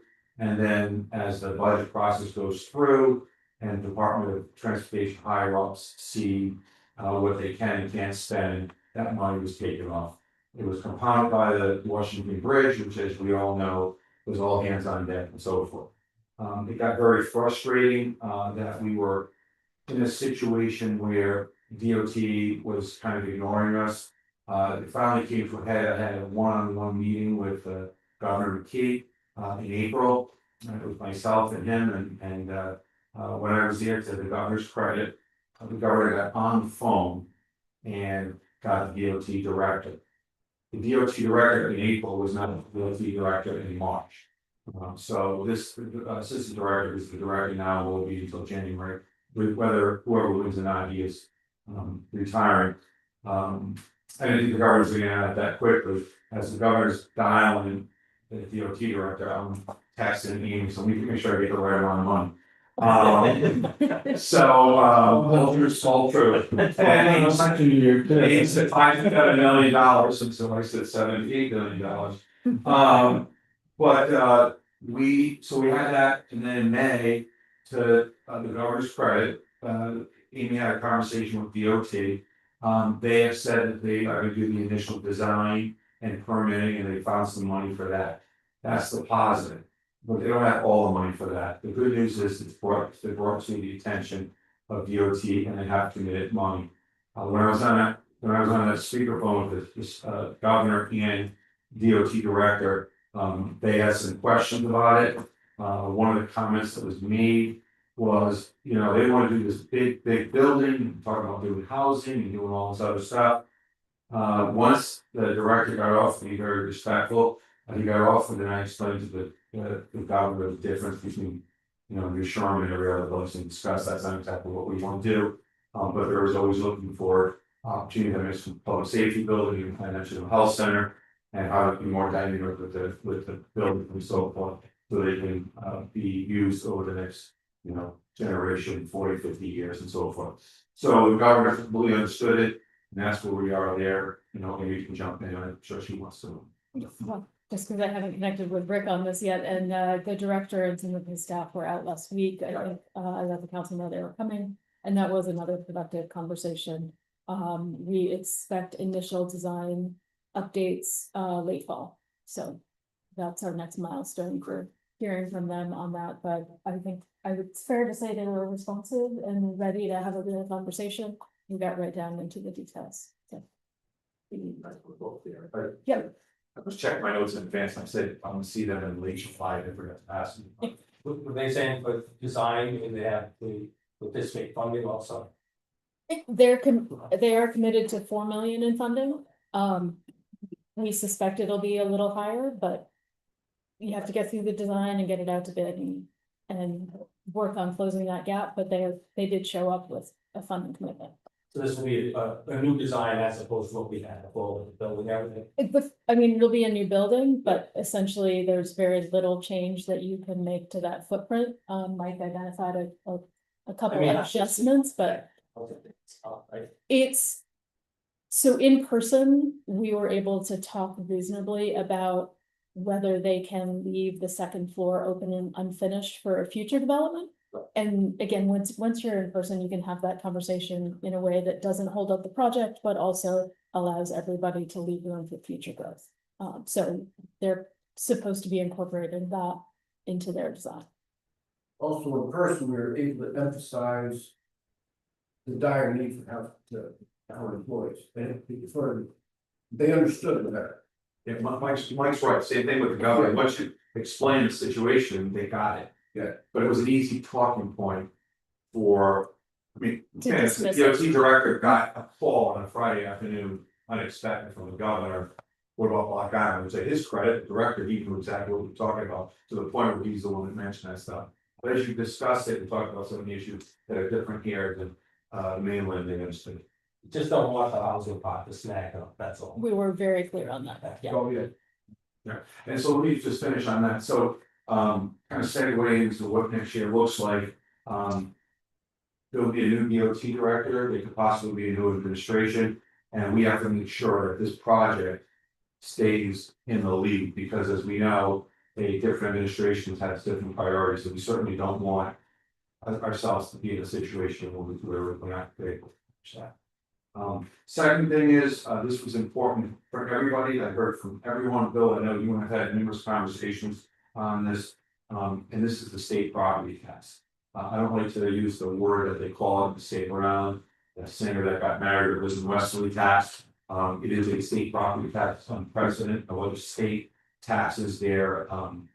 Has the property tax, it was the purview of local governments and municipalities. To do that state property tax. As you know, it passed in last year's budget. We were exceptionally frustrated. We started probably in early October. We had meetings with the coastal communities. That included obviously Block Island, maybe was one of the leads on it. Westerly, South Kingston, Narragansett, Charleston, Newport, Portsmouth, Middletown. We're all involved with it. I led the meetings in terms of having all these conversations. And we spent probably 3 or 4 calls, which all about an hour, identifying exactly what our talking points and what our concerns would be before we went to talk to leadership.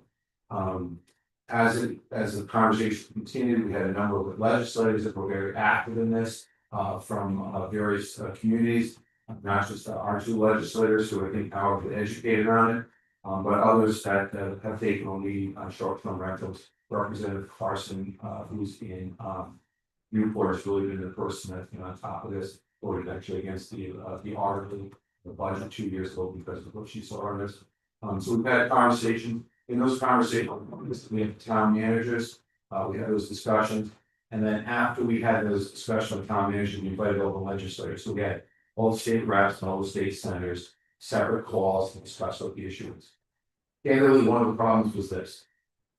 Most people that don't have coastal community, don't represent coastal communities, consider that housing problem to be a major problem.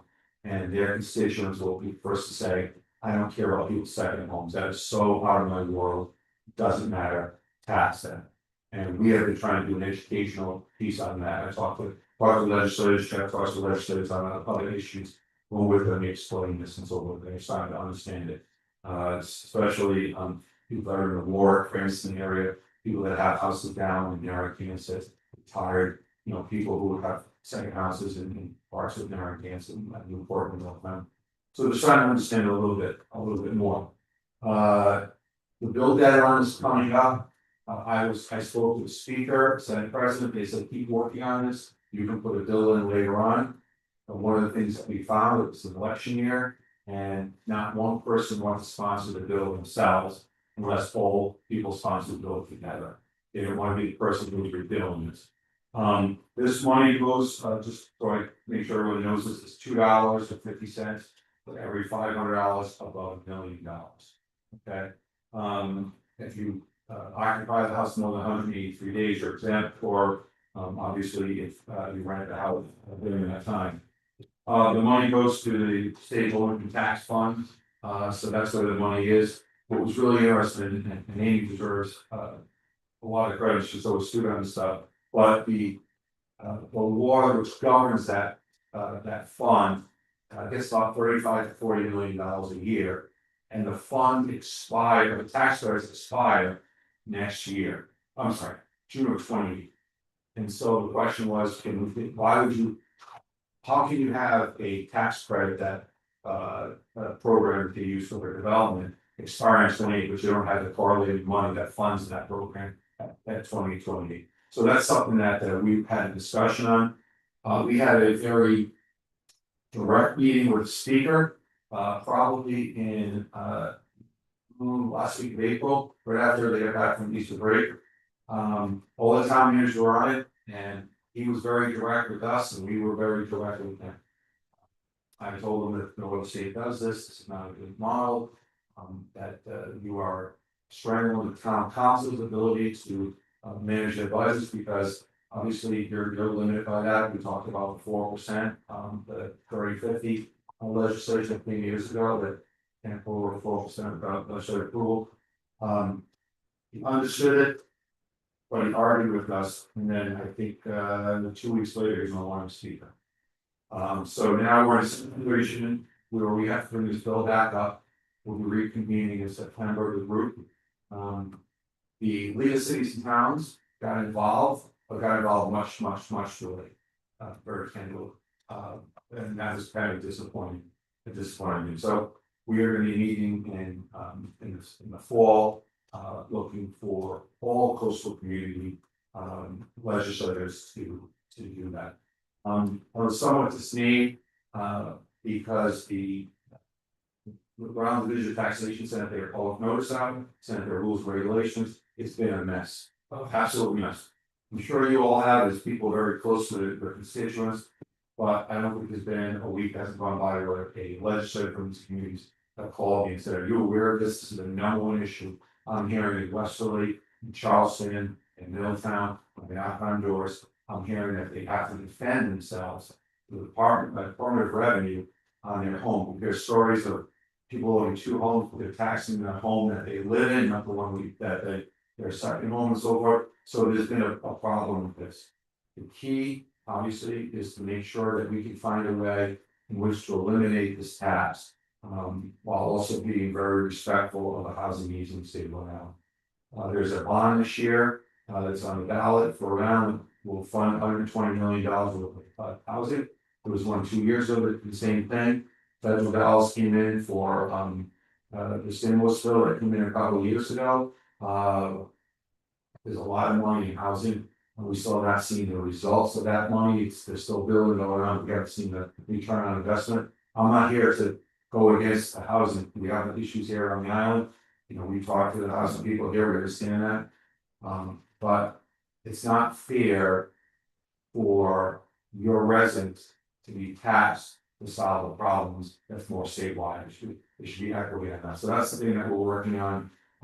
It's probably the number one priority, vis-a-vis this community, and with other communities as well. And one of the things I will have to do is after November, convene a meeting, with whoever that governor is, to work on getting in the budget. So we don't have to have it done through legislation. And if it's in the budget, and there's a way, it's easier to keep something in the budget than put something in the budget, and that would be unique.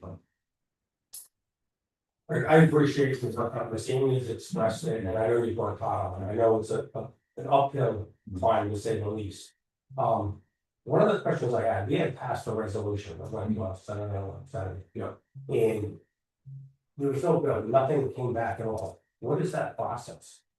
Great question, and you're right, we did the resolution, we gave it to the state senator, state representative. That resolution was emulated by other communities as well, and they sent it to their state reps and state senators. And they have to submit it to the leadership, or to the House and Senate, saying this is an issue. And then it would be up to them to introduce the legislation. Was that submitted to them? The resolution, yes, the resolutions were submitted to them, yeah. To our representative and us. Yeah, I know that they send the resolution, yeah. Did we have a response back? The response, there was no formal response, but both the senator and the state representative called me, because they've been on these calls themselves. And said, we gotta meet with the leadership and so forth. So, our representative You know, her representative, set up a meeting, she was one of the people, I put the request for the meeting with the speaker. She put a request in as well, she was on that call, on the sad side, same situation, but there was no building issues. But they could, I'm submitting that. They could have submitted the bill, I think, and I don't want to speak for them, Bill, but I think, they were not gonna put a bill in unless they had a number of communities that would put their name on it as well. So they wouldn't just be by themselves. It's very frustrating from this position that we put in a bill on for ticks. And for the DOT, it comes back, it's reworked, they say, hey, listen, this bill might be such a hard to find, written like this won't work, the level should be changed. And nothing came back at all. That's just really disappointing me. And I didn't expect, I know that in the past, but at least there'd be some avenue for the people to voice their frustration. I think I'm not gonna sell, where it's getting hard, really hard. And there's no, and I feel like we're the voice, from representative legislators. And I feel from that end, I feel we failed there because we had crickets coming back, at least from the table. Your frustration today is the same frustration you had 6 months ago, you explained, so I understand. Thank you. Yeah, I have a bit of a strategic question and maybe too soon to answer, but one of the possibilities, though I'm not advocating for this for the record, but one of the possibilities is modifications to, I mean, we have, there's almost no one on Block Island who doesn't live in a house that's worth $1 million. I mean, that threshold is ludicrous for our community. And it has caused a tremendous amount of agita for people, largely because it's been implemented so poorly, in my opinion.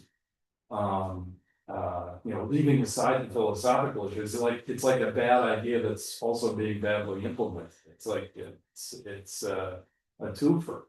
And I'm wondering whether you've thought about being make it a $5 million threshold, or So Keith, I thought a lot about this. Yeah. I thought about, as long as there was a short compromise, I think it's an uncompromising position. The reality is that if you get to $5 million, $3 million revenue, you're conceding that you support a state property tax. And the reason I don't use the word Taylor Swift tax is because when I say that, it's the best marketing piece in the world. She's got a $28 million house. She's got an extra $160,000 around her $28 million house. And it, to me, now, first of all, $1 million, and again, people around the state are suffering by housing, so but $1 million property is not what it used to be, and it's either see an increase. I'm not here to do that. We have to continue to talk about how a state property tax is run. The state would not feel comfortable if the federal government decided that they were going to do a property tax on houses over $1 million, and all the money is going to solve a problem in Washington. That's essentially what they're doing. The federal government would not do what the state told to do, and what a municipality did. So on this, the only compromise we thought about was getting a sunset provision in 28 or 27 goal, we eliminated it this year. I understand where you're coming on, Steve, and I love that answer. I just don't say this, because it's difficult to argue, and when you stop talking to people about it, at least legislators, they stop to understand it. But it's gonna take a lot of education on this stuff. Yeah. And it was rolled into the budget. Many of us knew about it, cities and town association weren't as strong as they probably should have been when it was going on. Again, I don't want to look like we're passing blame on everyone. We all worked on it. And this was rolled in, there was legislation introduced, then it got pulled, and then it got rolled into the budget. Yeah. In the late hours of the process. So Bill, well, there was a hearing, there was a bill that was introduced from someone from province, there was a hearing.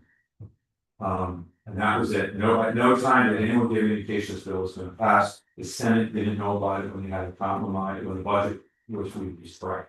But it got put into the governor's budget, and that's how we're gonna. Yeah, well, the governor's, the governor didn't have his budget, and when they do it in June, when they amend the governor's budget to, which would be the next fiscal year budget.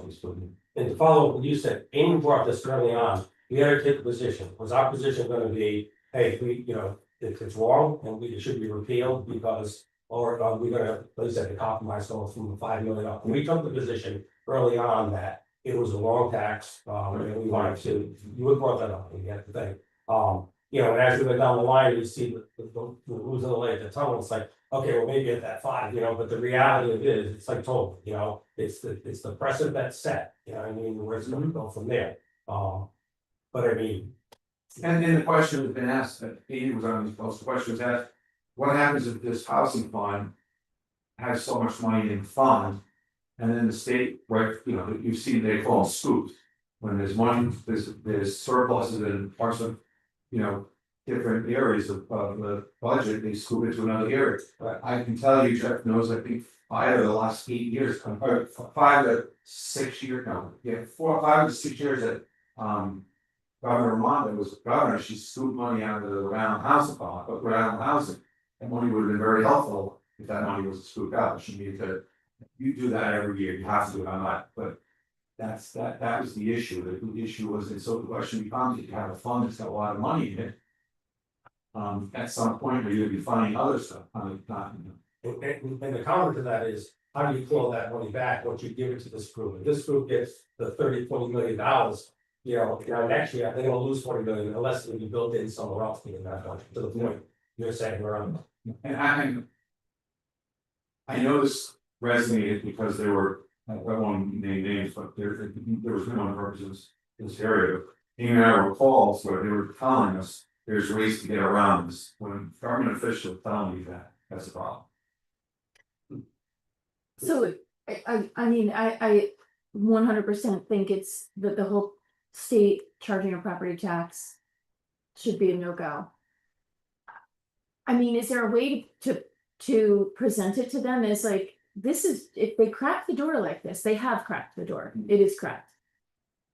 They can't imagine this is where it's gonna end. I mean, at some point, the state's gonna decide to just levy a property tax on everybody, just a very small one. Oh, absolutely. Right? It's gonna be a very small property tax on everybody, and how do they not see that? And that to me is like, you know, everybody thinks it's fine to take from the rich to give to the poor. But then when it's gonna be them, it's gonna be them. Well, I'll say, it's gonna go, you know, I think the issue that they'll say, Molly, is that I own a second house that's worth $1.2 million. There's a house, someone owns a house in Providence that's worth $1.2 million, but I rent out to Brown University students, the Providence College students, so I'm exempt from that. That'll be their argument. Those houses are just sitting there, they're not doing anything. There was the town manager in Wesley, that was talking about the contribution of those second homeowners, what they contribute to the whole organization.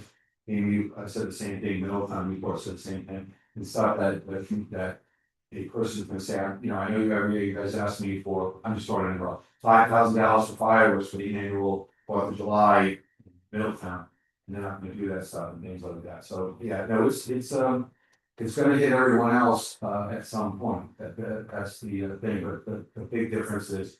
Most of the other communities, the second owners are protected by the 183 days of renting it out and so forth.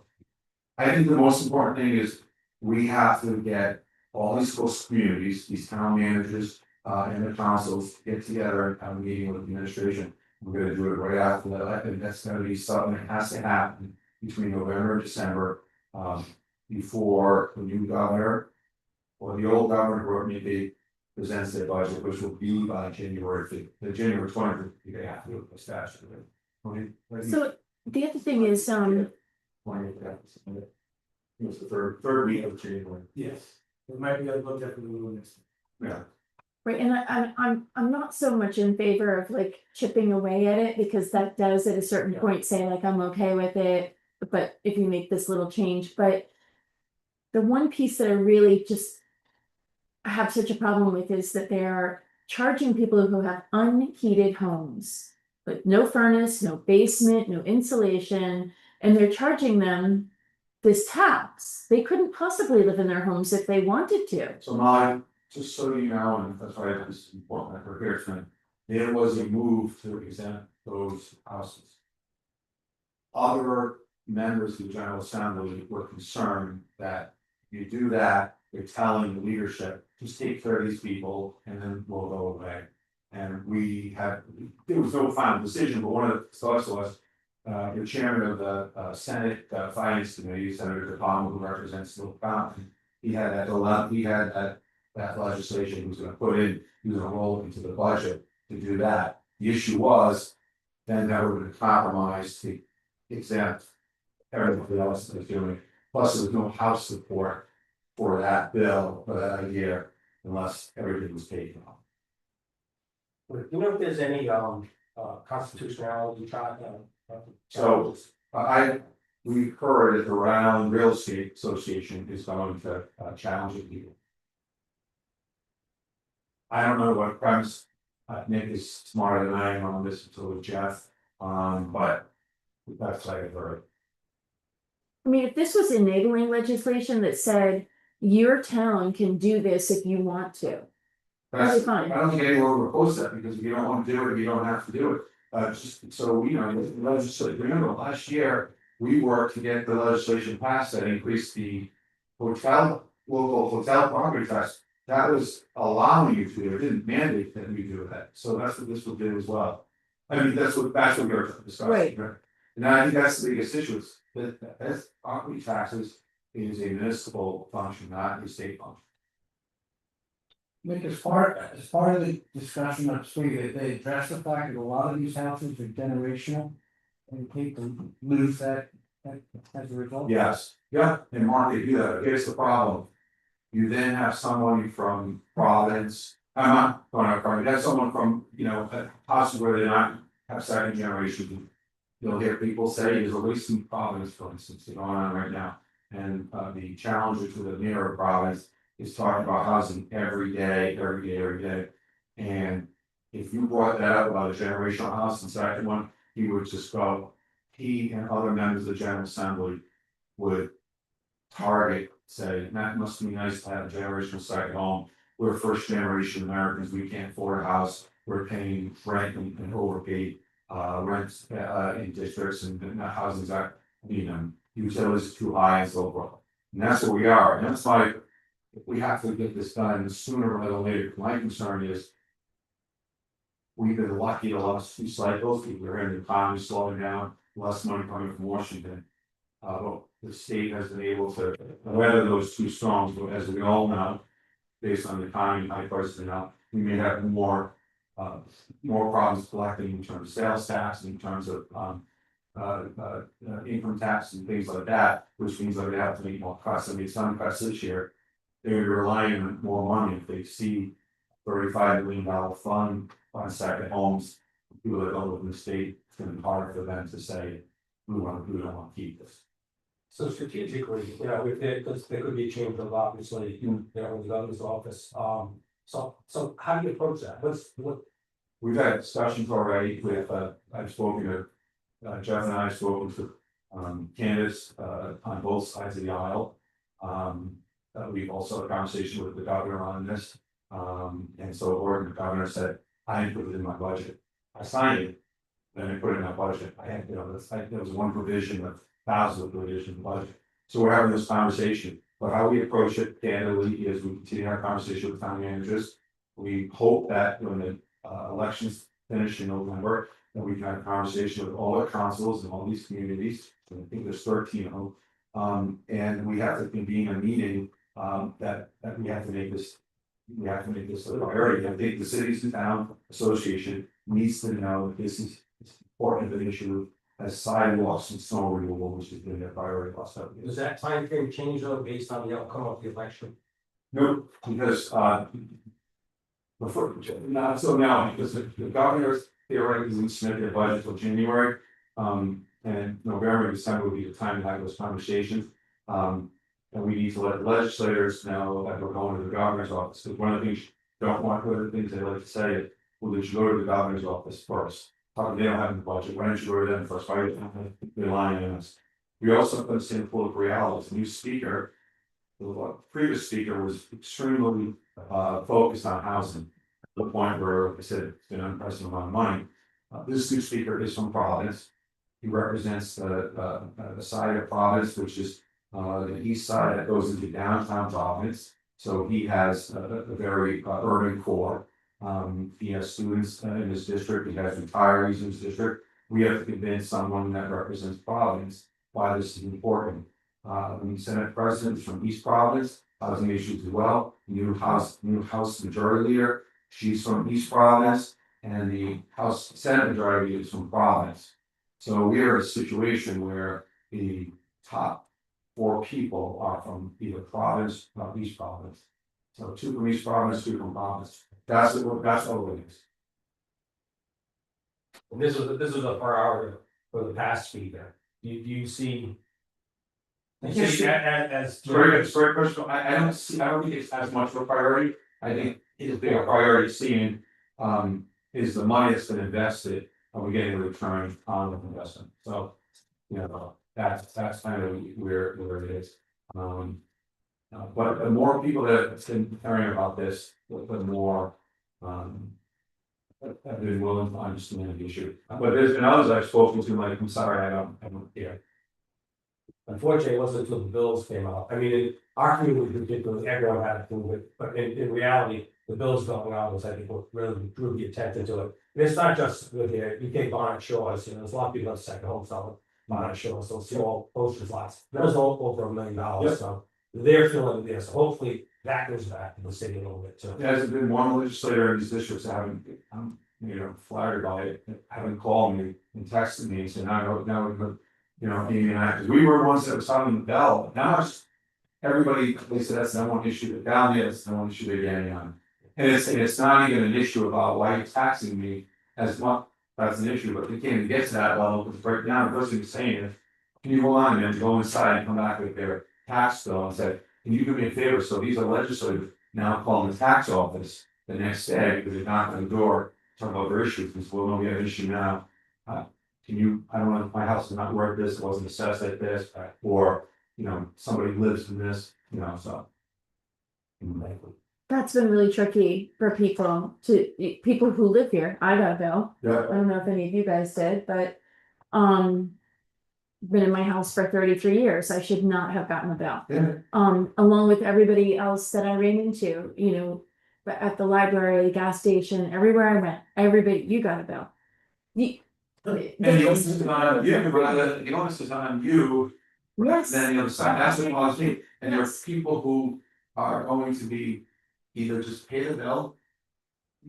Or more importantly, it's the people who aren't has the capacity to fight. Around the Department of Revenue. And they can't get through, they're working during the day, so they can't get on the weekend, Yes. or maybe there's someone that's older that is confused and they're being. I'll just pay this, they're not Yes. entitled to pay. Yes, and I asked them, if somebody accidentally pays this, can they get the money refunded? And they were like, well, there's a process. And I'm like, oh, I bet that's a really easy process, right? But the other problem is they're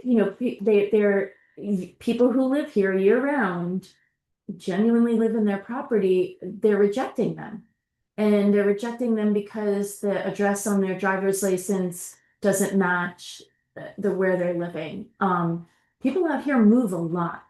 And so when you finally settle into a place, it's not you didn't really move anywhere. You're still in this little island. They didn't think to change their driver's license. They're getting rejected for that reason. Yeah. It's very expensive. So I know several people who have said that was their issue. It's this whole separate frustrating issue. And I think that's why, I don't want to belabor the point, but that's why I think a public relations. A better public relations process has to go forward. We all need to be on the same page of how we talk about this. Because when you say Taylor Swift tax, it does resonate with Rhode Island, of course, you should pay more. We have to do a better job of saying it's wrong for the state to be doing property taxes to towns. That's how we have to, because without that, we're not gonna get public sentiment and. What I don't want to hear is like, oh, that's all the wealthy people down in the coastal communities over that. But do they have any plan to, like you're saying that the money's gonna sit there and it could be scooped out? Which tells me they don't have any plan in place for this. It's not like we're gonna hear from our housing board after you guys. They have a plan, they're building something, they need money for that. They have a plan. What does the state have? They're just collecting money for some unknown plan? The problem. Hold on, here's the problem. Well, first of all, community, having worked on a couple of bills up there, a lot of the money that's available is not available to Black Island, for the reasons they are, we don't, that we don't, it's Right. not for the street, so they have a plan. The plan is get as much money in as you can to help pay for this, and I think, again, $120 million this year in the bond production, 120 million 2 years ago. I think $400 million over the last couple of years has been put in there. But Yes. who's in charge of spending it? Where are they spending it? What are they building? How are they solving this problem? Like it feels like they're just collecting a lot of money and they have no plan So the for this. elections just started taking place in July, so what they're gonna tell you, and what they're never gonna say to me, they should have a plan before they put this bill in. The reality is they were looking for revenue to continue and speed up the housing process of building. Can I just, Yeah, so that we have actual facts when we Right. talk about. Right. this, because the low income tax credit fund was funded in the 2 years previous to the tax being implemented. There are projects that were funded through that program. And so if you go to their, I can send the link to the website, but you can actually see which projects were funded. And so they can match those specific projects to this tax credit fund. The problem is, one, I can't answer your question about what's coming next, except that they've been turning it around pretty quickly. But in order to be eligible for those programs, you have to have a federally eligible low-income housing project, which you will never be able to do out here and in a lot of these other communities. So they are spending it in a way that's consistent with the rules of the fund, but one, the fund sunsets to most of a lot of the land mass of Rhode Island is not going to be able to participate in these funds. and again, most of the money that's being generated from most of the money that's being generated from this tax. Same people that are paying this tax, their community's not eligible to actually use that tax money to build town homes. Yeah, Right. but Or- I don't want sort of a sense of a gray area to be perpetuated, because that's not entirely accurate. Okay, no, so that's better. Thank you for explaining where that is. I know, and it's just frustrating that they're diminishing our ability to tax to pay for the housing. Yeah. So, I have two quick things that I'll wrap up, because I know, one, I agree, this has been, we had valuation this year, and a lot, they've gone up.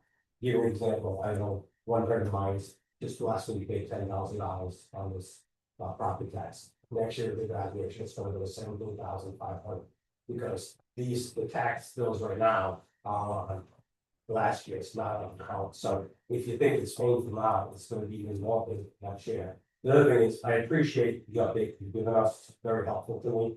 I would like it if, after the election, whether it be October, November, if you could come back and give us a landscape based on the results of absolutely who's in what office and so forth, because we get a lot of questions on this. And based on what you said today, to give a little better picture, it doesn't fix it, but at least I have, a little better picture of what's happening, what's in the works, because I know you've been working hard. A lot of these things are done, and a lot of things are done behind the scenes. But we need to relay as much as we can, so people know we're making that. I welcome that, you talk about the reval, Amy, where she was a star on this call, she kept on talking about that. And a lot of these other communities were saying, we have ours coming up next, so all these communities are all following in line within the next year and a half, a year, 2 years on their property. People are getting a double whammy. Yeah, they used to, homeowners, I'm gonna say my evaluation's too high or whatever, now they're gonna deal with, it's all almost painless and they. I really think so, they don't worry. Can we double back to DOT? I see a lot of times since that the building, so we just progress. What about the roads? Sure, I'll take that as, you can interject there if you want. So remember the roads in the building, 2 separate paths because they come from 2 separate funding sources. So on the roads, where we are now is waiting for a draft subrecipient agreement from DOT, which is the document that governs how those funds get spent and reimbursed to the town.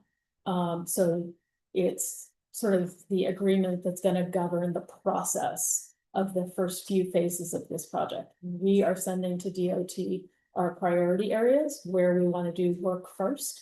They are sending us that agreement that'll come before the council.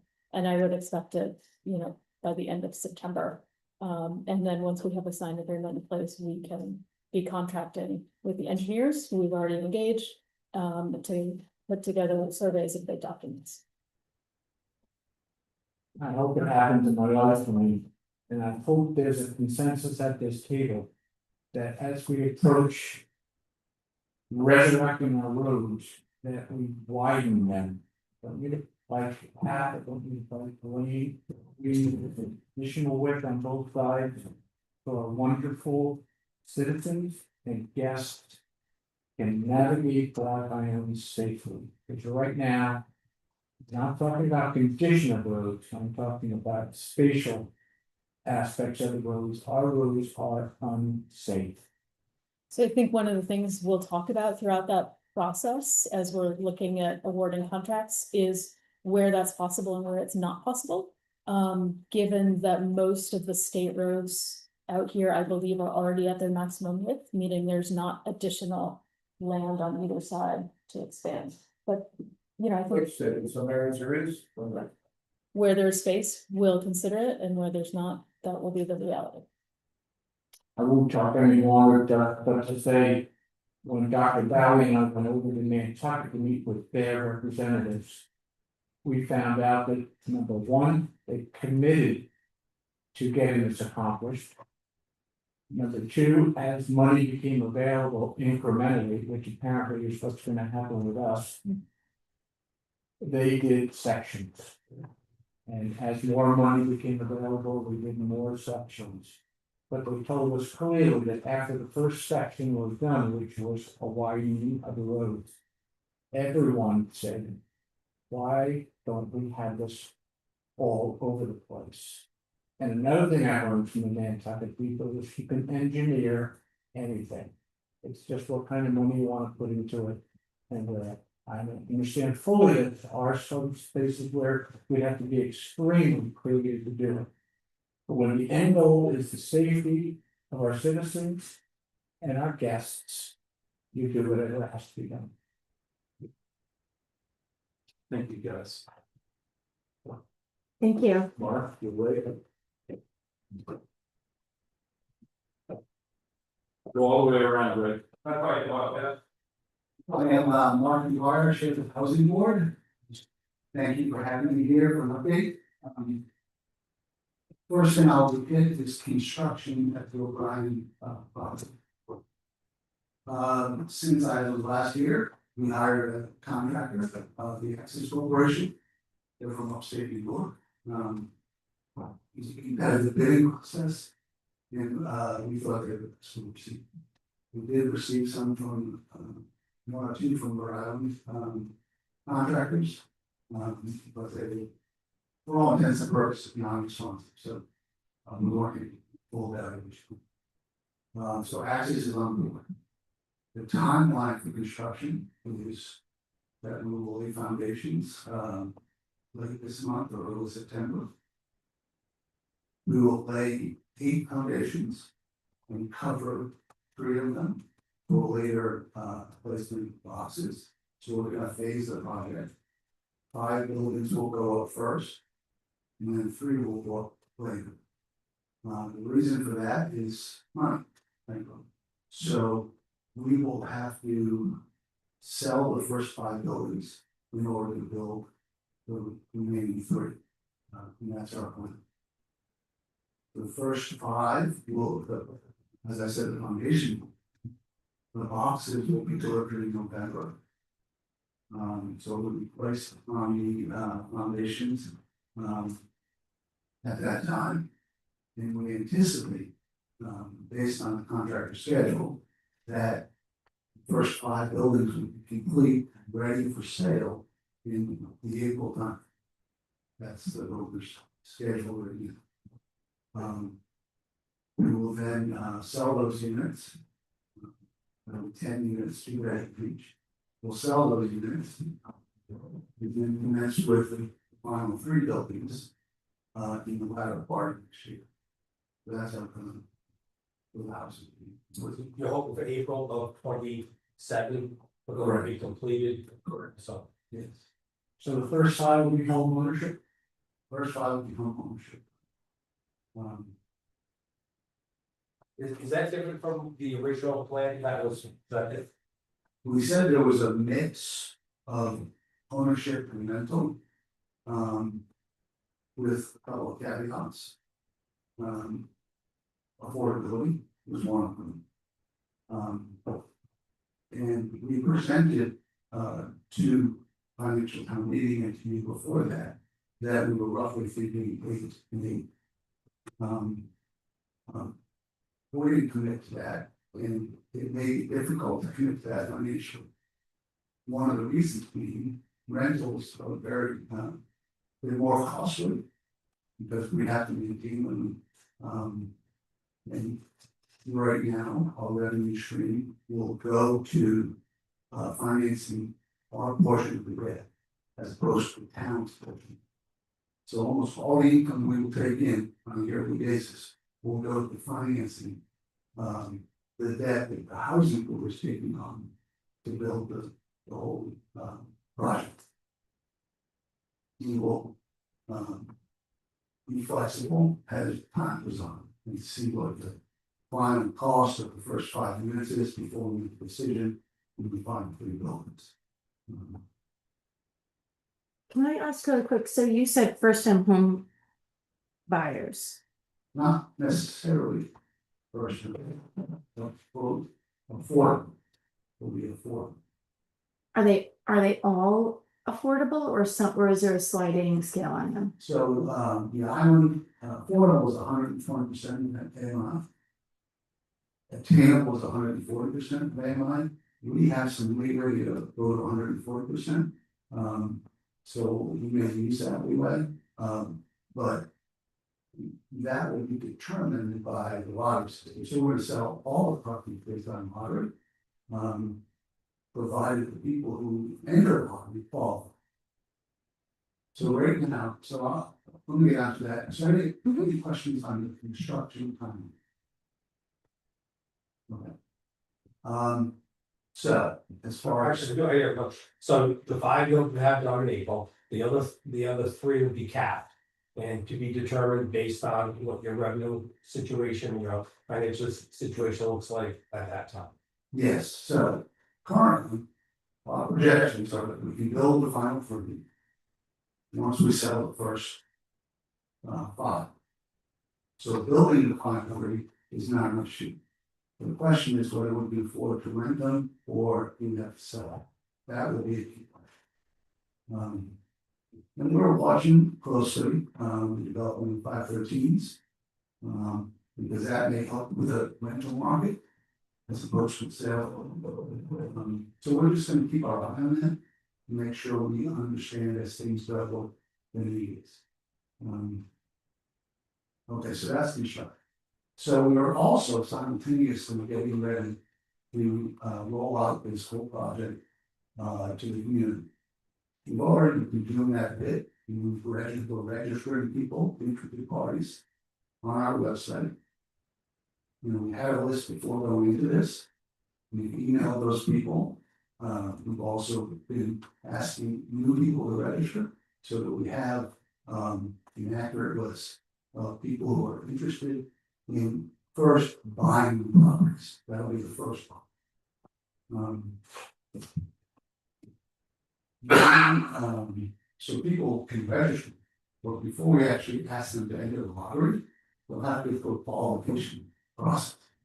So we intend to have a series of community meetings in the fall, beginning in September, to start educating people on what it takes to buy a home. That is the mortgage requirements and whatnot.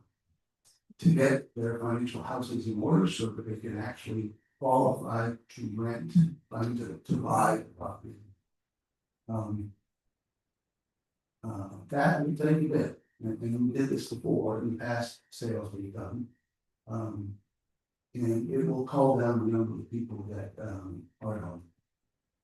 We'll invite mortgage bankers here to educate people. We've already put stuff on the website as an initial sort of checklist. Here's what you need to start getting in order to proceed with the process.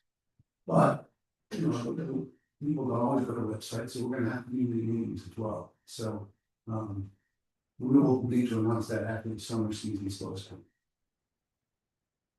That's that. So once we qualify people, then we'll have it. We're working with our attorney right now to figure out exactly how we can, how much would we restrict the properties. Currently, we don't have any state funding, so we hope we can restrict the properties to people who live and work here illegally. No, but that would be illegal. We're not going to break any laws, even where it follows the trees. And then by the end of the year, we will have qualified people and chosen people from the lottery. And then after the lottery, we go through separate steps to really ensure they qualify. And then we'll have a lottery, and people will begin to work with bankers to achieve purchase homes. Mark, of each 5 homes already 2 or 3 bedroom. They're all 2 bedroom. We did that because of efficiency of construction with modular units. But there will be in the first 5, there will be 1 ADA unit. So the second ADA unit will come in the last 3. We did at our recent board meeting set a price at $265,000 for each unit.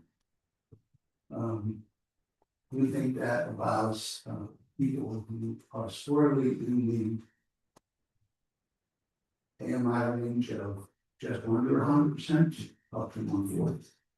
And we did that because we do not want to exclude people who would like to have own a property on it, only need to own property on from quality.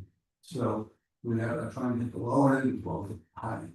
So we don't want to exclude people who otherwise really be built into this property. I mean, some people on the island make more than 20% of AMI, but they still need housing. And that's one of the issues with this island. So we've put the price so that everyone can qualify. It's definitely not making on the back on the construction costs. Probably we're probably charging 50-75% of the construction costs for the house. But our board thinks that's appropriate for the island so that we can provide housing to the community and people who need. So that's how they are open. Any questions? Mark, do you mind, would you clarify that they're duplexes? So when you're talking 5 houses, you're actually talking 10 units? Yes, so the whole development is 8 buildings, 16 units. Each building will have its own full basement, and, a bulkhead. So each building will have 2 bulkheads and a safety, fire loaded, divider between the basements. So, that's our plan. That's what's gonna happen in August and September. So thank you. I think that's it. Any questions? I'm all over you. Yeah, You must have read my mind this weekend, because I was wondering about that dead tree out there, yeah, and now it's gone, so thanks for taking care of that. I now have to try to tackle whatever involved with bed next door to get that other dead tree removed before someone gets. yeah, and I understand. Thank you. That's an issue. Okay, the second agenda item was enforcement. And, so we, will hire, I'm gonna address monitoring first. We will hire monitoring agents. We'll put out an RFP and hire a state certified monitoring agents. I say we, that's the housing, although we are having discussions with other affordable housing organizations on the island to try to pool our funding, and get one monitoring agency for all the housing on the island. We think that would be good. So we're, beginning that. When you say marketing, what are you referring to? So all affordable houses, in Rhode Island require a monitoring agency, monitoring agent, sorry. And so the state certifies agents, companies that, qualify to do this. And so we'll put it out, yeah, and we'll hire a company to, monitor our properties. To ensure that they're both meeting quality standards, but also so that the people living next door well. So that's a key function that we're going to, So when you say still qualify, so you have to qualify in order to purchase it? you have to qualify in order to purchase it. And you have to continue to qualify, as meeting affordable housing to say it. Was that different than? Yeah, Yeah, can I jump in, Mark? And my understanding is that continuing eligibility is only in a situation where you have a rental arrangement, not in home ownership. And there may be other elements that you need to maintain, like alignment with covenants and other things. But it's not necessarily income on the home ownership side. And the monitoring agents they were implemented a couple of years ago, I don't remember exactly when. But they don't apply to sort of already established units. And so when Mark talks about the housing board may look at partners around the island, it may include whether some of those prior existing homeowners associations or other enforcement elements may want to agree to use the monitoring agent. Another example would be whether the town wants to use a monitoring agent because they already exist in the landscape on the island, say to do 513 enforcement. Sort of, it doesn't make sense to start cobbling together some of these disparate functions in a way that makes them all more cost effective. So, you know, I'm part of these conversations as well about whether there's a role for the town in a monitoring agent who may be working on the island. That's one. But we're talking about rentals. You buy the house, your income is, you no longer have to qualify. Well, it depends on what new restrictions we put on. So that's, I got the general comment. That's a separate issue. We, as the housing board, will have a discussion, determine whether we are going to do that. That being said, we do ask our homeowners for firm, their to verbally, not in writing. We don't know how we're gonna approach the problem. no, Mark, we actually do that in writing. But we do- Yeah, we do. We send out an annual affidavit to the homeowners now who are involved in housing board properties. in which they are submitting an affidavit stating that they're meeting their restrictions, they're continuing. And that doesn't have to do with income level anymore, but it does have to do with rental, occupying it for, 12 months a year, and that they're not subletting, et cetera. That's good, it's something similar we do with taxes, it's good. Every year, we get something verifying that we are indeed year-round residents. And blah, blah, blah. My concern for the longest time since the first house was built is the post ownership of the house and making sure that they comply with all the things they signed on to comply with. Yes, yeah, we are concerned about that as well, because we're basically become aware. I have other people on the board become aware. There is some abuse, and that's just how it works, and we will try to guard against that to the best of our ability, to the best of our legal ability. So that'll be a serious concern for us. Yeah, that's very important. It can't be discounted because we try to promote more affordable housing and we pitch it to our residents and such. And maybe it comes before that we want some money from the taxpayers for it. We have to have everything in place to make sure that what we're doing is done correctly. Yeah. Yeah, and as a disservice for the whole community. We sell a house to someone and they rent it for the summer, that's just too loud. No, just clarification, you're referring to like the 513s where I rent out? No, I'm sorry, that's something different, the 513s, there is that process through the building department, and I believe that happens every 2 years. This is an annual process actually done by the housing board, and it's only for those housing board produce or, oversight, who have oversight, like Baker's Hill, Coast Guard Road, Cherry Hill Lane. And do you mind if I say one more thing? Okay, thanks. It has been our practice, so in the housing board's practice, to put somebody from the housing board onto the HOA boards for each one of our developments. And that's to help, help ease anybody being the bad guy on that, and also someone to help, with enforcement. That's a pretty standard practice, contracts for the original developer, to maintain a position on the HOA.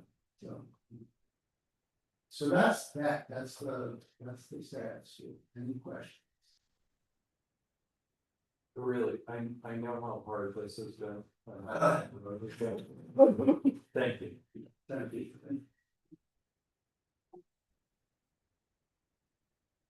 Alright, you're up. Board of bid. Award a bid. So we started to talk about this last time and I was unprepared with the specifications. So I brought the director of public works. But the recommendation remains the same to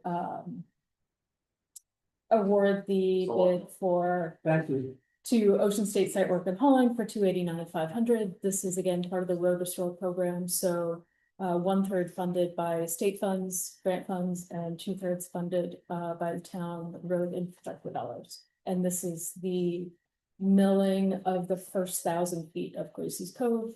To Tristan's question, aprons are, I believe, sorry, I've lost it.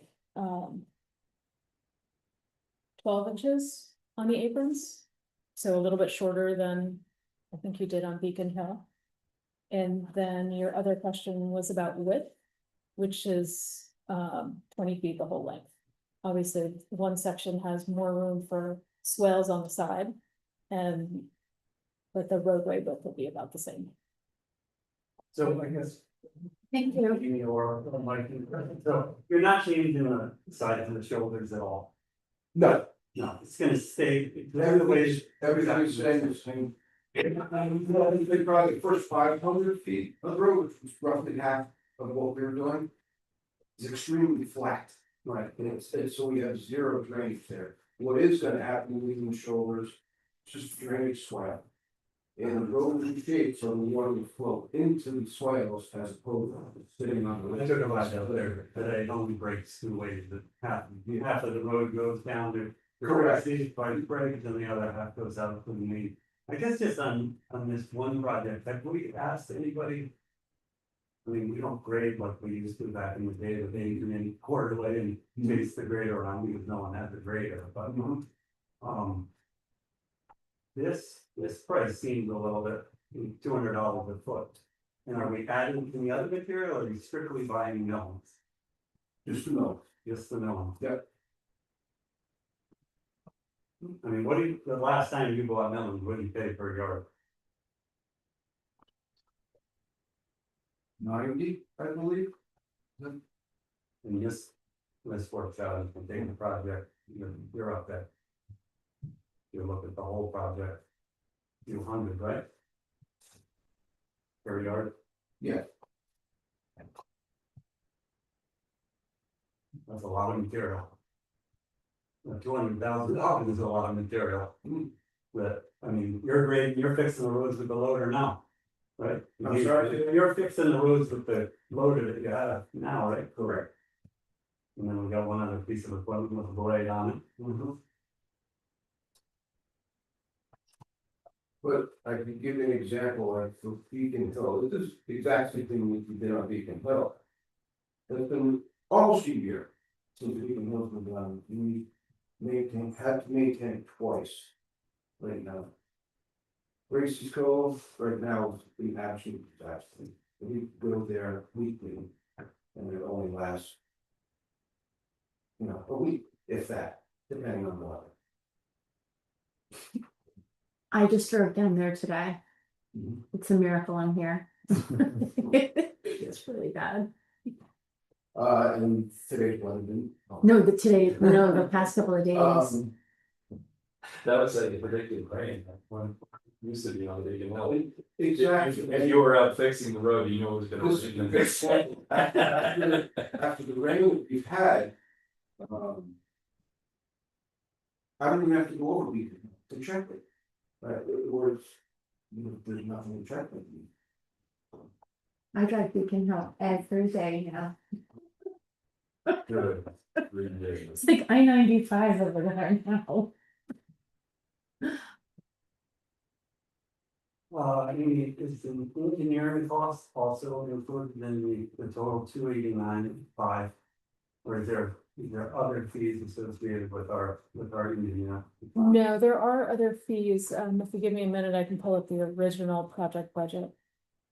The 289.5 is just the award to Ocean State Sidewalk in Holland.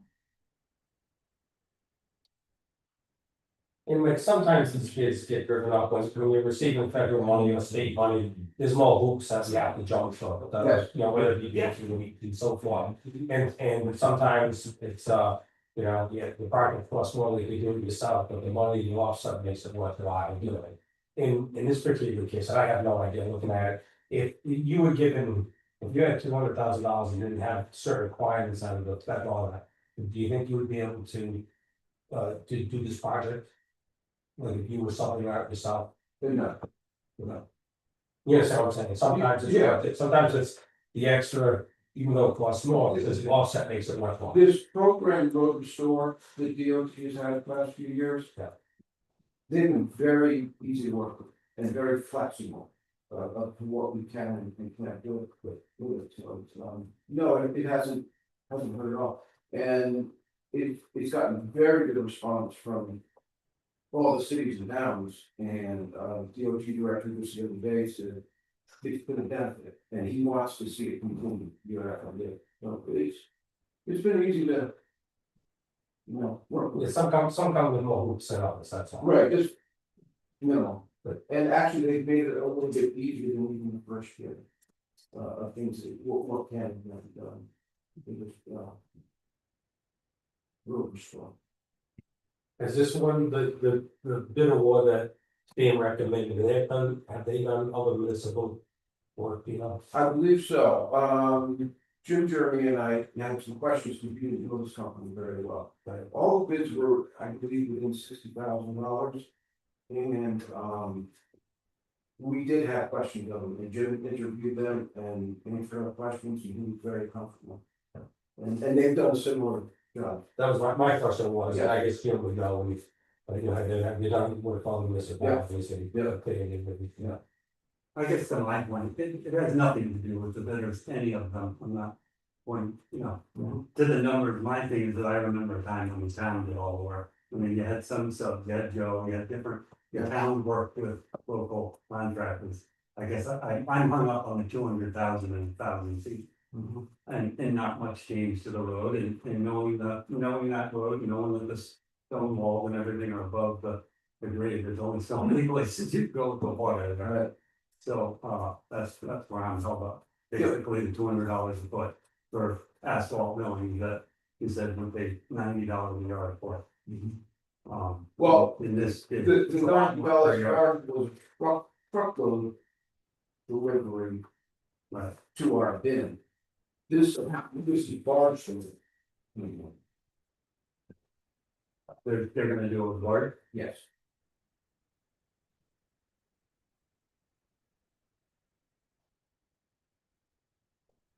Sorry, I can't find the engineering number this. So the lodge is more expensive one? I'm sorry? The lodge is more expensive than the truck? No.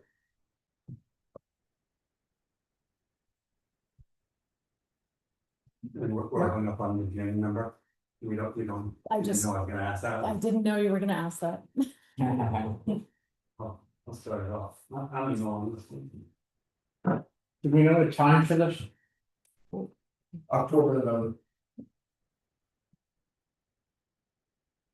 Tristan, Okay. Tristan, Ask you a question. Sure. did he make a motion or not? Is there a question you need answered, or does, you know, no, it's really kind of, not saying about whether we should, if there are questions we need answered, we'll just do it at the next meeting. Well, the one, I was wondering. Right. I could say that we don't go into that in relation to the 189. We'll wanna wait to do this, next week. I think the question would be, Mike, do you have the infrastructure to be able to do this in-house? No, and I I think that's, absolutely not, and I don't have the manpower.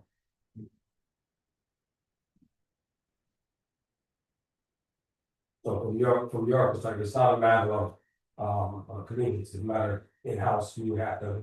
You don't have the manpower, you don't have the equipment itself, you'd be hiring outside to get it out in place. And we would be paying the full price, not being compensated on the fee stream.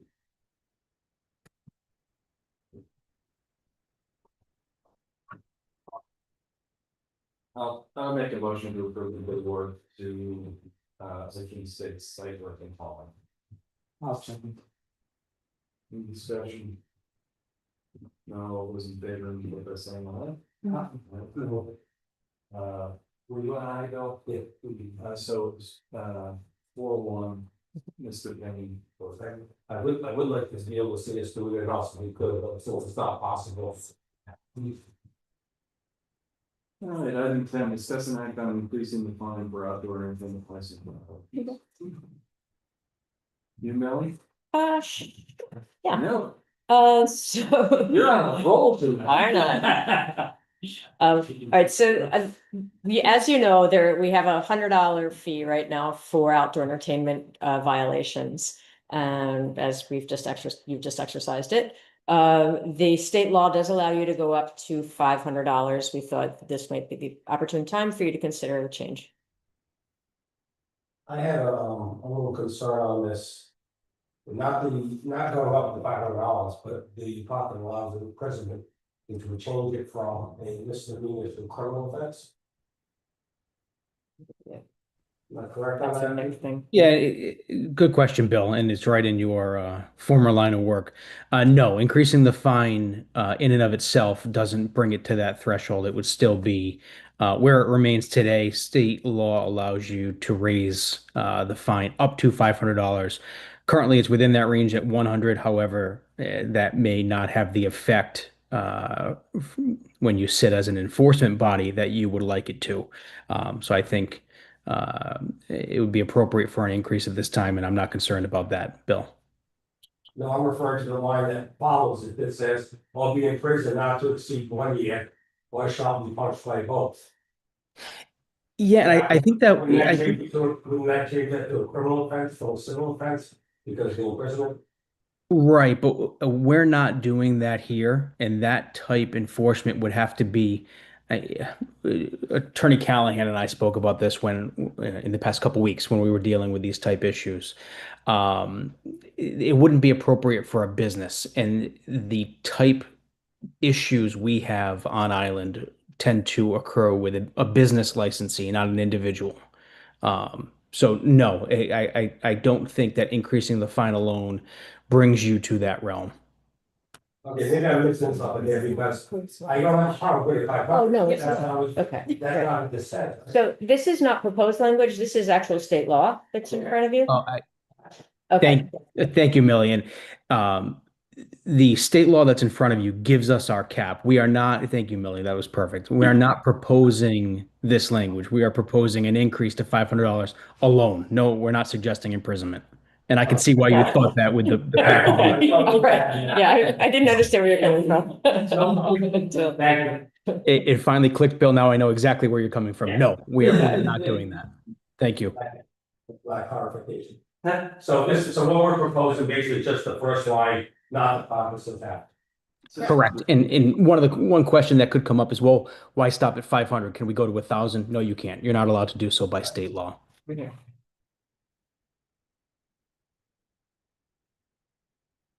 Ready, want to make a motion to increase the fine to 500? Is it up to 500? Well, that's a good question, actually. Thank you for asking that. Is there flexibility? So in other words, is it 500? Or is it up to 500? So state law addresses that shall be fined not exceeding 500. So you can go up to and including 500. So whatever that word said. That word. That should probably be. So our ordinance says that the fine is found in our fee schedule. And then, so this is the state law that enables that fee, that fine, and currently our fine is $100. So we're just changing our fee schedule. Right. I think 500 is terrific. I have a problem with being 500, I don't have a problem with being up to 500, because I wanna have the latitude if there was that, So that it says not to exceed. yeah. I just wanna make sure, however, basically, the intent is that there's some latitude to go up to. I don't think there, I don't think that exists, in the law. The law says, shall be fined not exceeding $500. Actually, Nick, can you address? Yeah, that? no, I'm good with Bill's point. I think, especially if you're sitting as an enforcement body, you like the discretion to maybe impose a $100 fine, $250 fine, or a $500 fine. So if we included language in there up to 500, right in our fee schedule, I think that accomplishes that goal. It gives the licensing body, which would be the Board of License Commissioners, the discretion not to have to impose a $500 fine, but they could impose a fine up to that figure. So my question about that, Nick, would be that our fine as it stands now is $100. And we recently negotiated that down. So if we were to say 500, couldn't we then just negotiate it down? You could. I mean, I like putting up to in there because it makes clear for whether it's this council or this solicitor or somebody else in the future, you know that you have that latitude. I think it just makes it clear. I like the language that Bill suggested. I think the other reason, you may have a fine, and then maybe we charge them 10 times before the hearing, whatever it might be. So, it doesn't necessarily have to be 510 times and so forth, having that. Maybe does the original language say up to $100, because we recently settled for $50 an infraction. No, it does not, but I think Nick is suggesting for future clarity. Right. That's how we interpreted it. It wasn't an issue then. It was agreed to by the party that was before the board. So I don't think there was an issue that day. But going forward, we don't want that to be an issue. We want to make clear that the board has discretion to go up to that figure. I have a motion to increase the fund for outdoor entertainment license violations to up to $500. So moved. Further discussion, all those in favor, indicate by saying aye. Aye. Opposed, no. The ayes have it. Everything, I'm freezing. I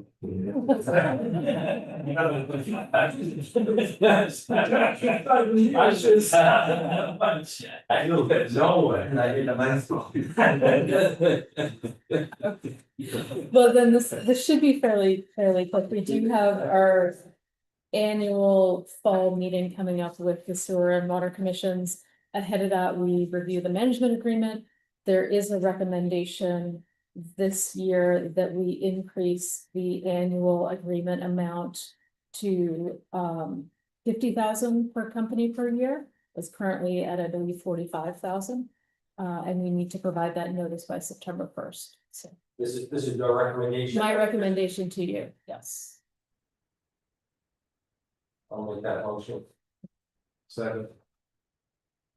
All those in favor, indicate by saying aye. Aye. Opposed, no. The ayes have it.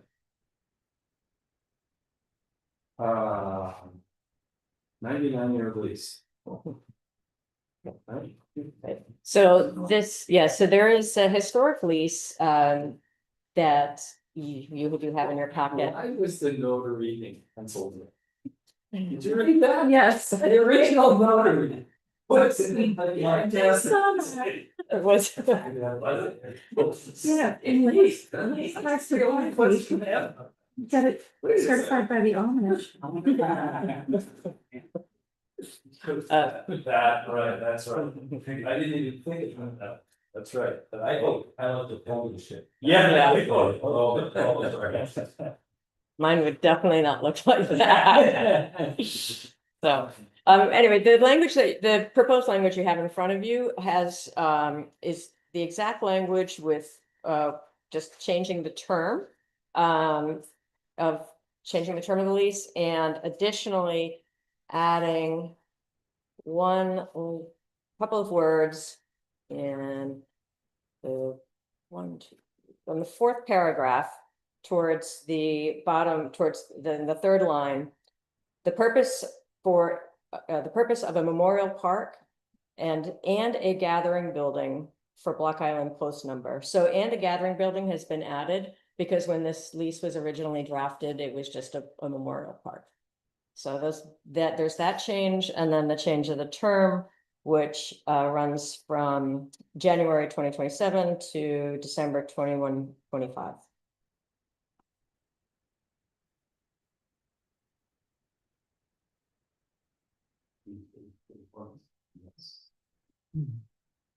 Any questions for the one?